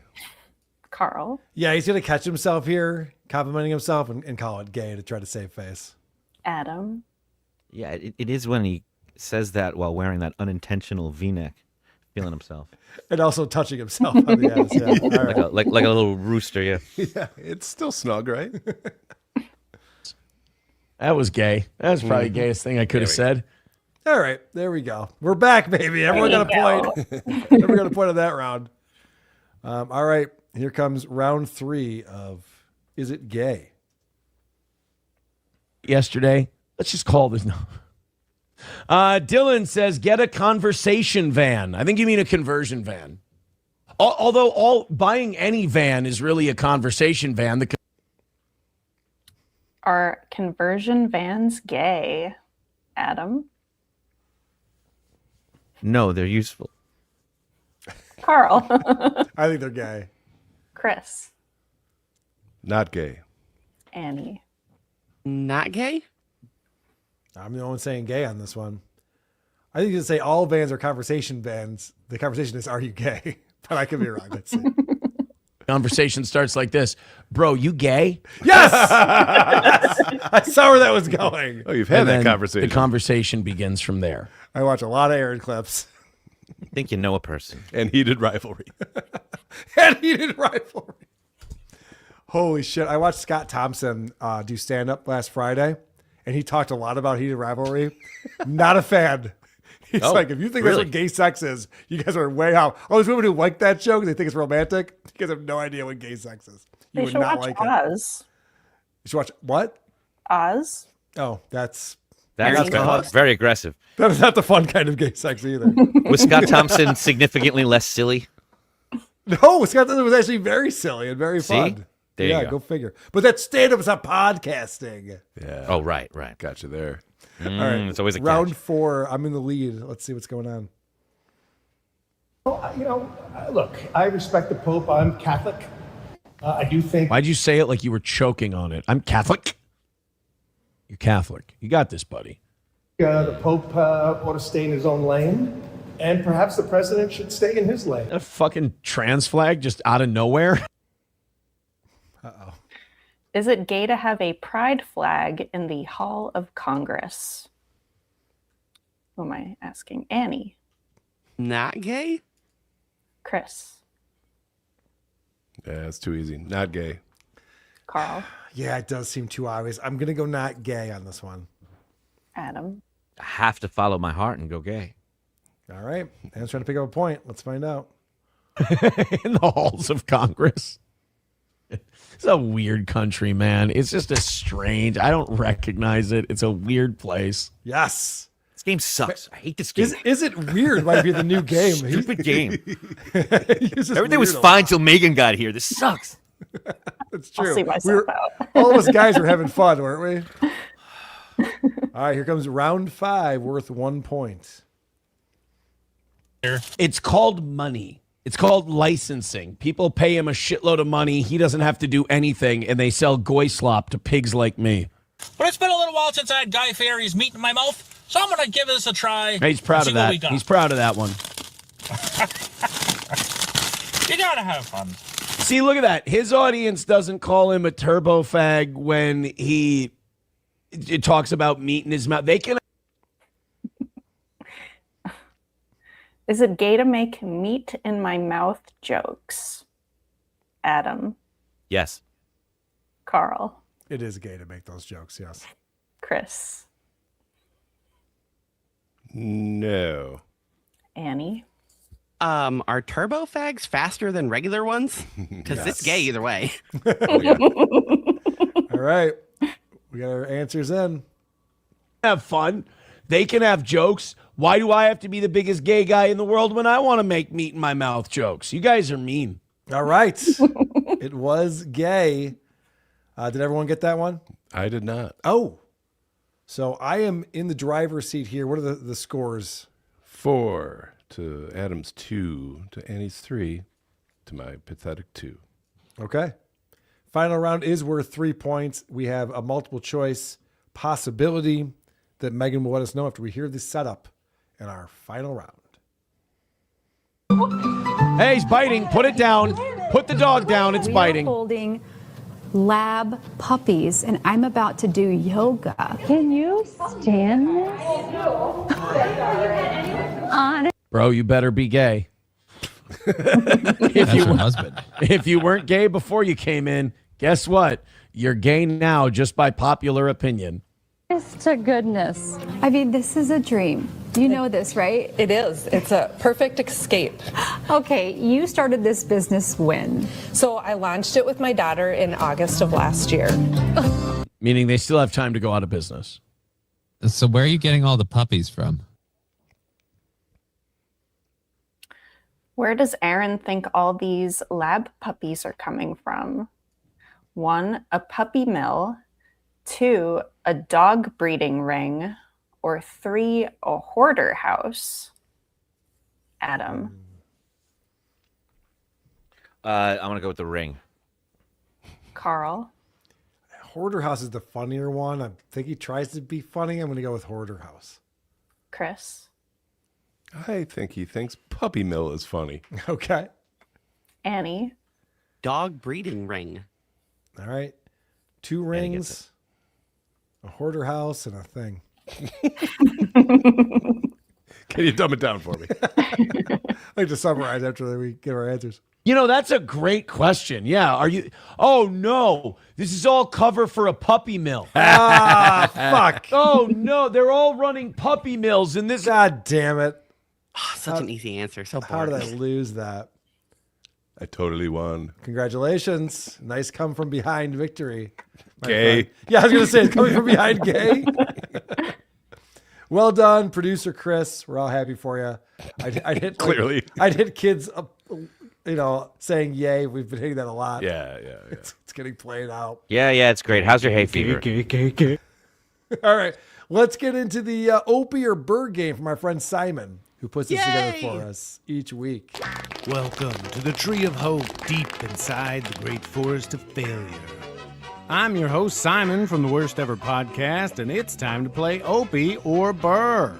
Here comes round 1. My star has dropped a bit. My star has dropped so badly that I want the James Webb Telescope to find it. You see how I did that? Woo! Time to register those votes. Wow. That could go either way. At first, I was just like, oh, we just heard this is Opie, but it wasn't. No. I'm actually going to go with Bill Burr on this. What do you think, producer Chris? I went Burr. Megan? Burr. Annie? Opie? Adam? Yeah, I can see why you'd go Burr because the James Webb Telescope reference is smart and the woo is out of character. But I gotta go with Opie in terms of reality. Yeah. I mean, if he actually got a thing that we just heard Opie saying, and it's Bill Burr, that's amazing. And here's the answer. My star is dropped. Oh. My star is dropped so badly that I want the James Webb Telescope to find it. You see how I did that? Woo!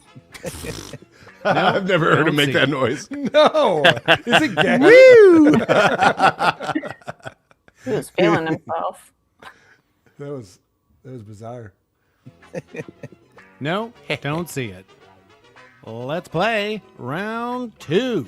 And then it doesn't hurt that I've been doing some Tibetan monk exercises. What? I'm doing Tibetan monk exercises.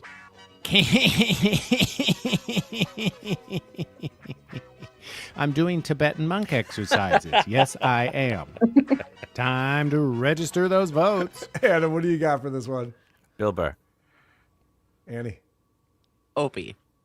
Megan? Burr. Chris? Burr. I'm definitely going Bill Burr on this one. And here's the answer.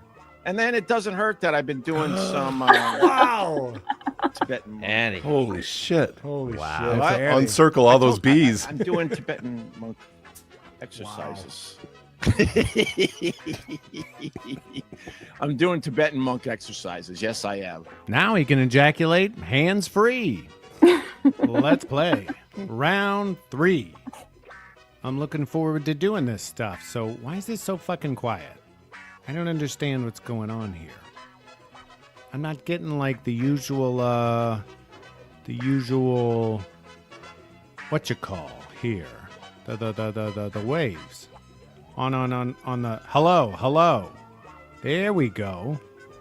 There's some waves on the screen here. Listen, it's a small operation, what I got going on here, all right? I got the, what would you call it? Time to register those votes. Jesus Christ. Simon's fucking us. This is a tough one. Megan, what do you got for this one? Burr. I got to go Burr as well. Producer Chris? I feel like we're due for Burr, but I went Opie. Yeah, I can see that. Adam? Burr. Annie. Opie doesn't look at Audacity or Reaper. It's got to be Burr. I know. I was thinking the same thing. I've never heard him comment on waveforms at all. But okay. It just sounds so retarded. It's so stupid. And here's the answer. I am looking forward to doing this stuff. Why is this so fucking quiet? I don't understand what's going on here. I'm not getting like the usual, what you call here? The waves on the hello. There we go. There's Testing some waves for on proper the modulation. screen here. Listen, this is a fucking small operation. What I got going on here. All right, I got the what would you call it? You sound great, Bill. Let's play round 4. Immediately came home, and the hug I got from both of my kids made me feel so great. Like that, I said to my wife, I was like, you know what? I'm a great dad. Time to register those votes. I'm going Bill Burr on this one. Adam, what do you got? Opie. Annie? Opie. Megan? Opie. Producer Chris? Burr. All right. 2 Burrs, 3 Opes. And here's the answer. Immediately came home, and the hug I got from both of my kids made me feel so great. Like that, I said to my wife, I was like, you know what? I'm a great dad. Way better dad than your next husband. It's funny. Adam, Bill still has children. How did you get that one wrong? You're right. I didn't know if we were playing into his delusional fantasy that he Right. lives in on the I podcast. understand. It's so hard to tell. I'm All right, reduced we're to going to- telling by whoops and whoos and yells. Woo! We're Yeah, that's going it. into round 5. I think I got the last 2, so I'm on the board. What are the scores right now? Annie is leading with 3. You and Adam have 2. Me All and right. Megan 1. All right. Wow, it was a tough one this week. Good job, Simon. Let's go. Let's play round 5. Oh my God, that brought back memories. I'm like, I know you're excited, but now, now my right shoulder's numb. Can we celebrate another way? I'll hug you even, man. We can bump helmets. I don't care. Just don't hurt me. Time to register those votes. Oof. Annie, what do you got? Opie. Adam? Opie. I'm going, oh, fuck. I don't want to go Opie because then I can't win. I'm going to go Burr so that way I can tie up Annie. What do you got, Megan? Opie. Producer Chris? Opie. All right. And here's the answer. Oh my God, that brought back memories. I'm like, I know you're excited, but now my right shoulder's numb. Can we celebrate another way? I'll hug you even, man. We can bump helmets. I don't care. Just don't hurt me. Hugged you so hard your sinuses are clogged. Congratulations! This week's winner gets to spar with Ramzan Kadyov's kids. I'm Simon. Listen to the Worst Ever Podcast. Goodbye. Congratulations to Annie, our big wiener. Oh, I could hit that effect for the winner. Turns out. Woo! Look at that. Who knew? That was a possibility. All right, we have to poke a dabbler. But before we do that, I have Kitty saying that John looks gray. Mm-hmm. Doesn't look Yeah, great. he looked like he was already buried with all that brown Yeah. dirt and Stuttering jaundice. Yes, he looked like a shirt that Dr. Steve would wear. That's how bad he looked. Matt White, $20 says, happy for you guys and how it went today. Thank you very much, Matt White. Yeah, it'll be interesting to see how this plays out. The mayor of South Dakota, Aaron, was arguing that meat in the mouth was not gay. He was. Derek is here. Remember, for 8 months, says, I was in Opie and Ron's chat at 3 a.m. here on the West Coast. Do you ever have more than 10 viewers at a time? I also didn't notice a lot of super chats. Do they ever have more than 10 viewers at a time? yeah, I You know, can There's multiple streams on multiple channels. that but each go have ahead, about Adam. 10. Well, right. Yeah, it's what she's saying is true. They're all really sad. Stuttering John Corleone, $5. A Tranzini will set up a meet with someone you trust, and at that meet, you'll be assassinated. Whoever offers a safe place to meet with him or her is the traitor. You were supposed to keep that down the down low. What is it? Godfather? It's Godfather. I shouldn't be saying that out loud. Right. My bad. All right. Good news. Mario we Bosco have- appears if you say it again. Please. Good news. We have a round of to poke. Dabbler Card has been fired up about this lately. He's been watching Stuttering John. If you watch him instead of Blind Mike on Sundays, you'll know that. So we got another round. It's time for everyone's favorite new game show, To Poke a Dabbler. What do you say, Carl? And Madam Bush? Are you ready to poke a dabbler? Yeah, I haven't done a game in a while, so I can reuse the jokes. They'll never notice. Yep. He is, and I used to feel bad until I talked to him. Like it's like is just also a bad guy that betrays people. He's a bad person. After what he did to Jerry, I have no respect for him anymore. John, and again, I confronted him about that. Steve, don't ever think that you can repair this. You're dead to me. You always will be. Oh, he scored a 90. And if I happen to pass away and be in a coffin and I'm not awake, you show up, I'll have them escort you out. That's how much I loathe you. There is nothing you can do. No one's going to show up to that, John. Don't worry.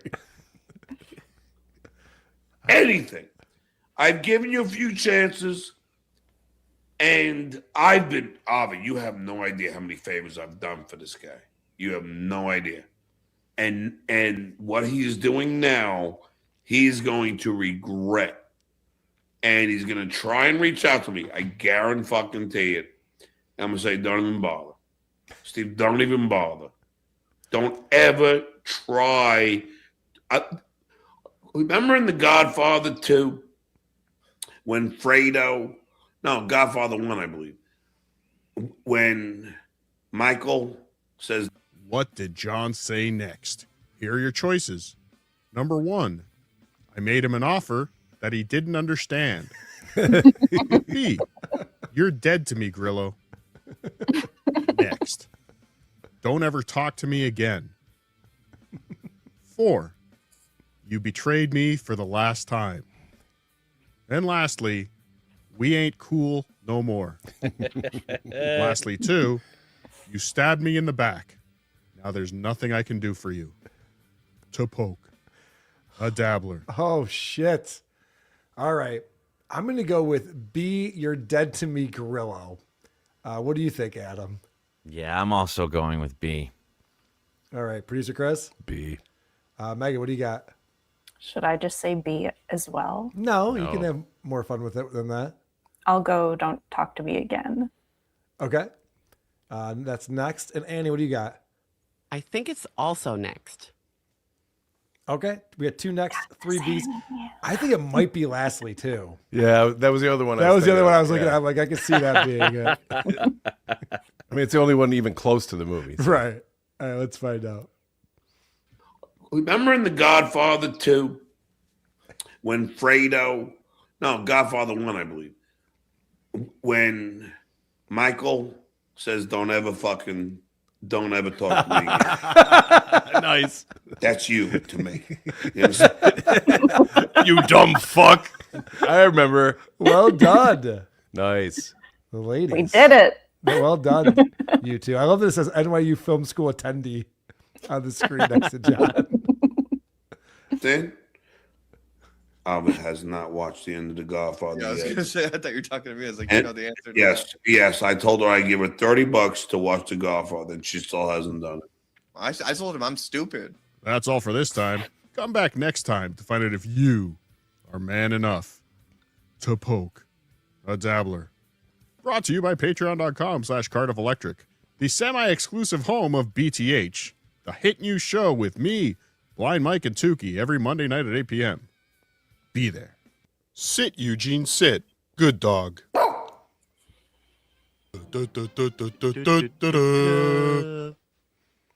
I've tried to watch BTH on like Tukey's or Blind Mike's Patreon. Not as good. You got to go to Cardiff's. Okay. That's the best place. You also have to go to supertip.gg/WATP because Dimpled Balls is there with $50. Thank you, Dimpled Balls. Very much appreciate that. So much great entertainment lately. Thanks. Even Cardiff came out of retirement. Who's next? OJ? John might be right. This could be the big finish. Yeah, maybe. Yeah, the numbers are all down. No one's paying attention to the Dabbleverse anymore. But Dimpled Balls, thank you very much for that. We appreciate the support on here. And Adam will get some percentage of that. You know, who knows what the percentage will be. Yeah, he mentioned that, and it got me to thinking, you know, ever since he said that. So I was hoping you and I could talk after the show. Keep your friends close and your beers closer. Stuttering John coming on. John thinks he's going to die in a fashion with enough time to warn the people throwing his funeral that these people shouldn't be allowed, and if they come, kick them out. He's going to have Tommy Jordan's face, Kevin Brennan, and Steve Carrillo. Everything will be in perfect order, and he'll be ready to go. Like, he'll have it all taken care of. Tommy Jordan will be wearing some like old man mask or something. He'll get in. It's gonna be a whole thing. Megan, you like to check out our Spotify comments. People can comment on individual episodes on Spotify. Of course, this is an audio podcast first and foremost. Have any interesting comments lately? Yes, I have 2 from episode 718, and I have 2 from episode 719. I have one that says, I love how Carl has the amazing ability to be the least likable person on every show he appears on. That doesn't sound nice. I know. I think you picked that one, Megan. 5 stars. I have, hey, John, I think it's time to have a come to Jesus moment. Lucy, along with virtually every other woman, would rather punch herself in the tight box than have anything to do with you. Yeah. And I'll film it. I'll prove that that's true. Good comment. All right, what do we got from 719? We have Andy sucked less than usual today. Good for him. I'll make sure Andy knows about that. Yes. Very good. And then I have Slow Dancers saying, Clubfoot Carl simping for Melanie Mac. Looks like the quartering has competition. That is true. I'm not basing that on any of her content. Right. I don't know who any of those people are. I had to look them up. I'm club fucking footed, you ass wipe. All right, Annie, do we have any new reviews? Yeah, we got one coming in from the Leo over on Podcast Addict saying, whoa, buddy. Reference to the Keno Casino. It sure is, whoa, buddy. Well, I appreciate that. I have How many stars? Hold on, I have something that's similar to that. Yeah, buddy. But it's no PPP. Is that a 5-star review? That is a 5-star review. Well, thank you for that. The second one comes in from Apple Podcasts saying, Gen X sucks from Hot Take 2. Listen to episode 81, an old episode, but it reviews Cumtown. They don't understand Cumtown and see it as a failed attempt to be a high production show. Literally being jealous of the Patreon numbers and critiquing a show about calling another one gay. If you're a cumboy, this is one of the funniest episodes of podcast you could ever hear. Yes. Nick Bowen did respond to that in a hilarious fashion, and I'll never live it down. My review of Cumtown did not age well. So I'm guessing that's a 1-star review. Yeah, they don't get that you didn't get it, and now you get it. Thank you. She gets it. They don't believe change is possible. You remember in the Godfather Part 2, no, it was Part 1. When Michael told Fredo, he said, I want a banana daiquiri. Well, I want one to Grillo. Ava, keep your enemies close. That's silly. For some reason, this thing is not behaving well. My super tip system is not going away when I want it to. He did say he wanted a banana daiquiri, though. You remember in the... All right, there we go. Just had to grease the wheel a little bit. All right, let's listen to some voicemails, and then we'll get out of here. Of course, the voicemails are brought to you by Gary in San Diego. It's a bunch of crap. Swing and a miss. Rock and rolla. All right, so this guy left me a ton of drunk voicemails, all 3 minutes long. That's the max, just rambling on and on and on. This was the final call. And I should mention they were all within like 15 minutes. at like between 2:30 a.m. and 3 a.m. This was like 2 hours later. Oh, So very sober? Hey, Carl, if you're wondering how I was doing, last call, I'm about to probably call it a night. I didn't do any laundry after fixing the laundry machine, which all I did really was tape up the lint thing. But anyways, that's it. Yeah. Sometimes I like playing those calls because you know they don't remember making them. Yeah. But you look at your phone, you're like, oh shit, who was I calling last night? What is that number? It was me. Thanks for calling me. I like those syllables at the end. Yeah. That's probably how I sound when I'm going to sleep. Hey, Carl. Kenny from Canada here. Listen, a while ago I sent in a voicemail and you played it, and you said it was kind of funny. Listen, if you could just write that in a letter and mail it to me, that way when I'm in my 60s, I can, take it out and show people how cool I was. I'd really appreciate that. Thanks, Carl. Bye. No problem. That's what I'll be spending the next weekend doing, writing letters to people. Megan, this one's for you. Hey, Carl, Ronnie in Syracuse. Love you, love the show. Megan doing the internet news. I'm going to say no. Sorry, man. I just didn't care for it, but maybe that's just me. I know you guys are big fans of Megan. I don't watch the videos, so I haven't seen her. But, yeah, the other thing, John was reading a letter from Mike Bichetti, among several, I guess, that he has, saying what a great guy he is. It made me think of Stalker Patty. Can you imagine someone like Opie trying to boost his stock by saying, look at this letter I got from Patricia Brooks. What a bunch of crap. Don't call me back. Shout out to, what the hell's his name? Oh, band practice guy. Yeah. Shout out to BPG for sure. All right, so I'm glad that Ronnie explained he didn't like you on there, but it's only because he doesn't know what you look like. So now you feel better about that now? Okay, good.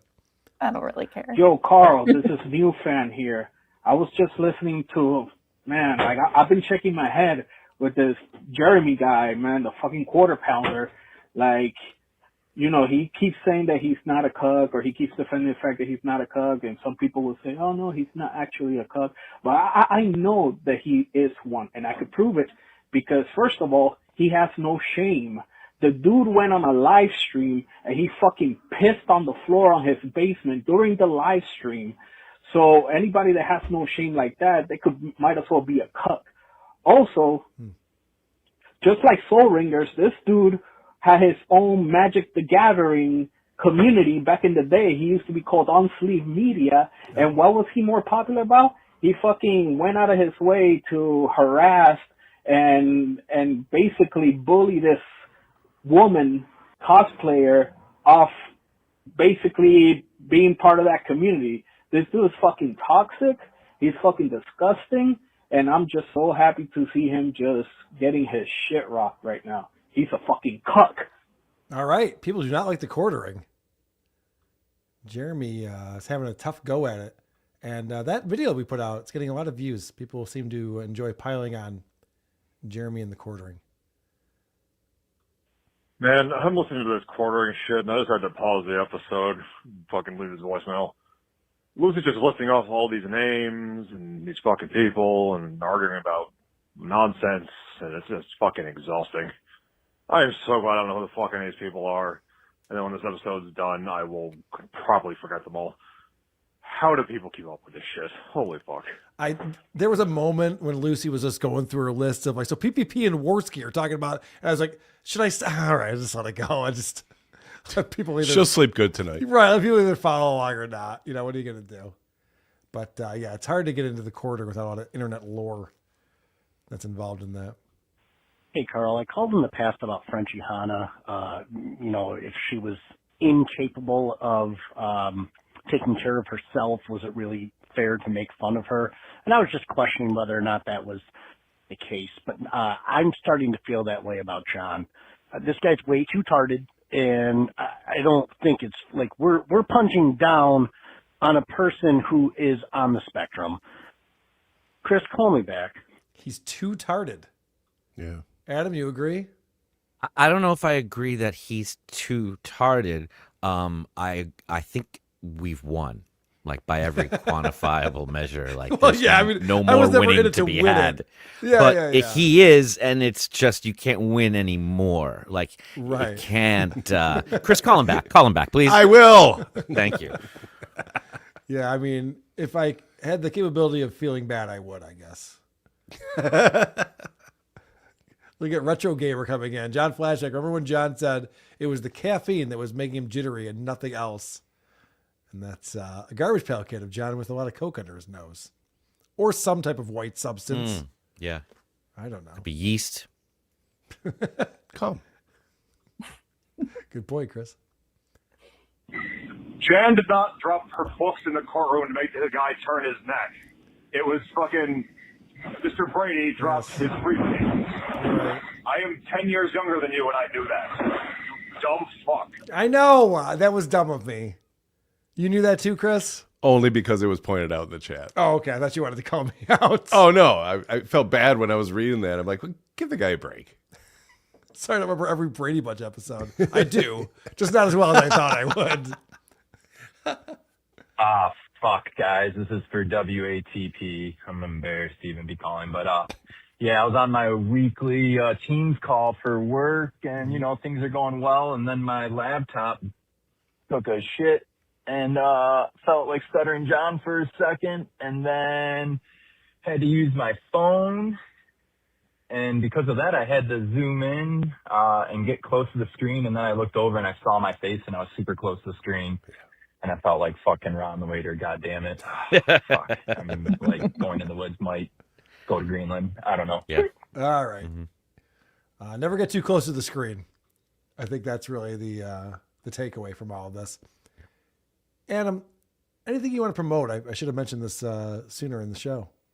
No, I was on Out of the Coffin with Bob Levy yesterday, and I encourage everyone to go take a gander at that. I'll also be on Pat Dixon's show on Friday at 2 p.m., which is, I don't know if he's staying up all night or if he's getting up early or how he's going to do it, but that should be a lot of fun. Check us out. Excellent. We will check that out. Annie, what do you got going on? Not a whole lot, but I think I'm supposed to promote the Beef Tips show, Beef Drippins.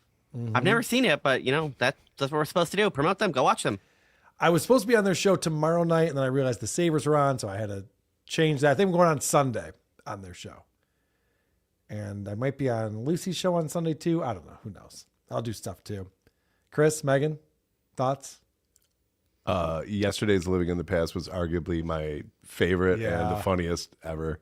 So check that out. Yes. Patreon.com/Who Are These Podcasts, or become a member on YouTube. You can watch Living in the Past from yesterday. Wow. There's some huge reveals and also some very funny moments on that. All right. I got to go. Bye. I got to go. I got to go. I got to go. I got to go.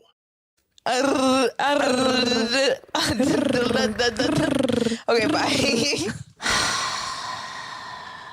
Are we done here? I think we are. That was a great episode. That was really great. All right, ready to roll the credits? Yep. All right, guys. Bye. Until Chad. next time.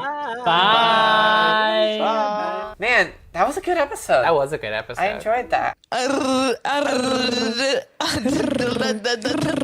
Okay, bye. And that's the end of that chapter.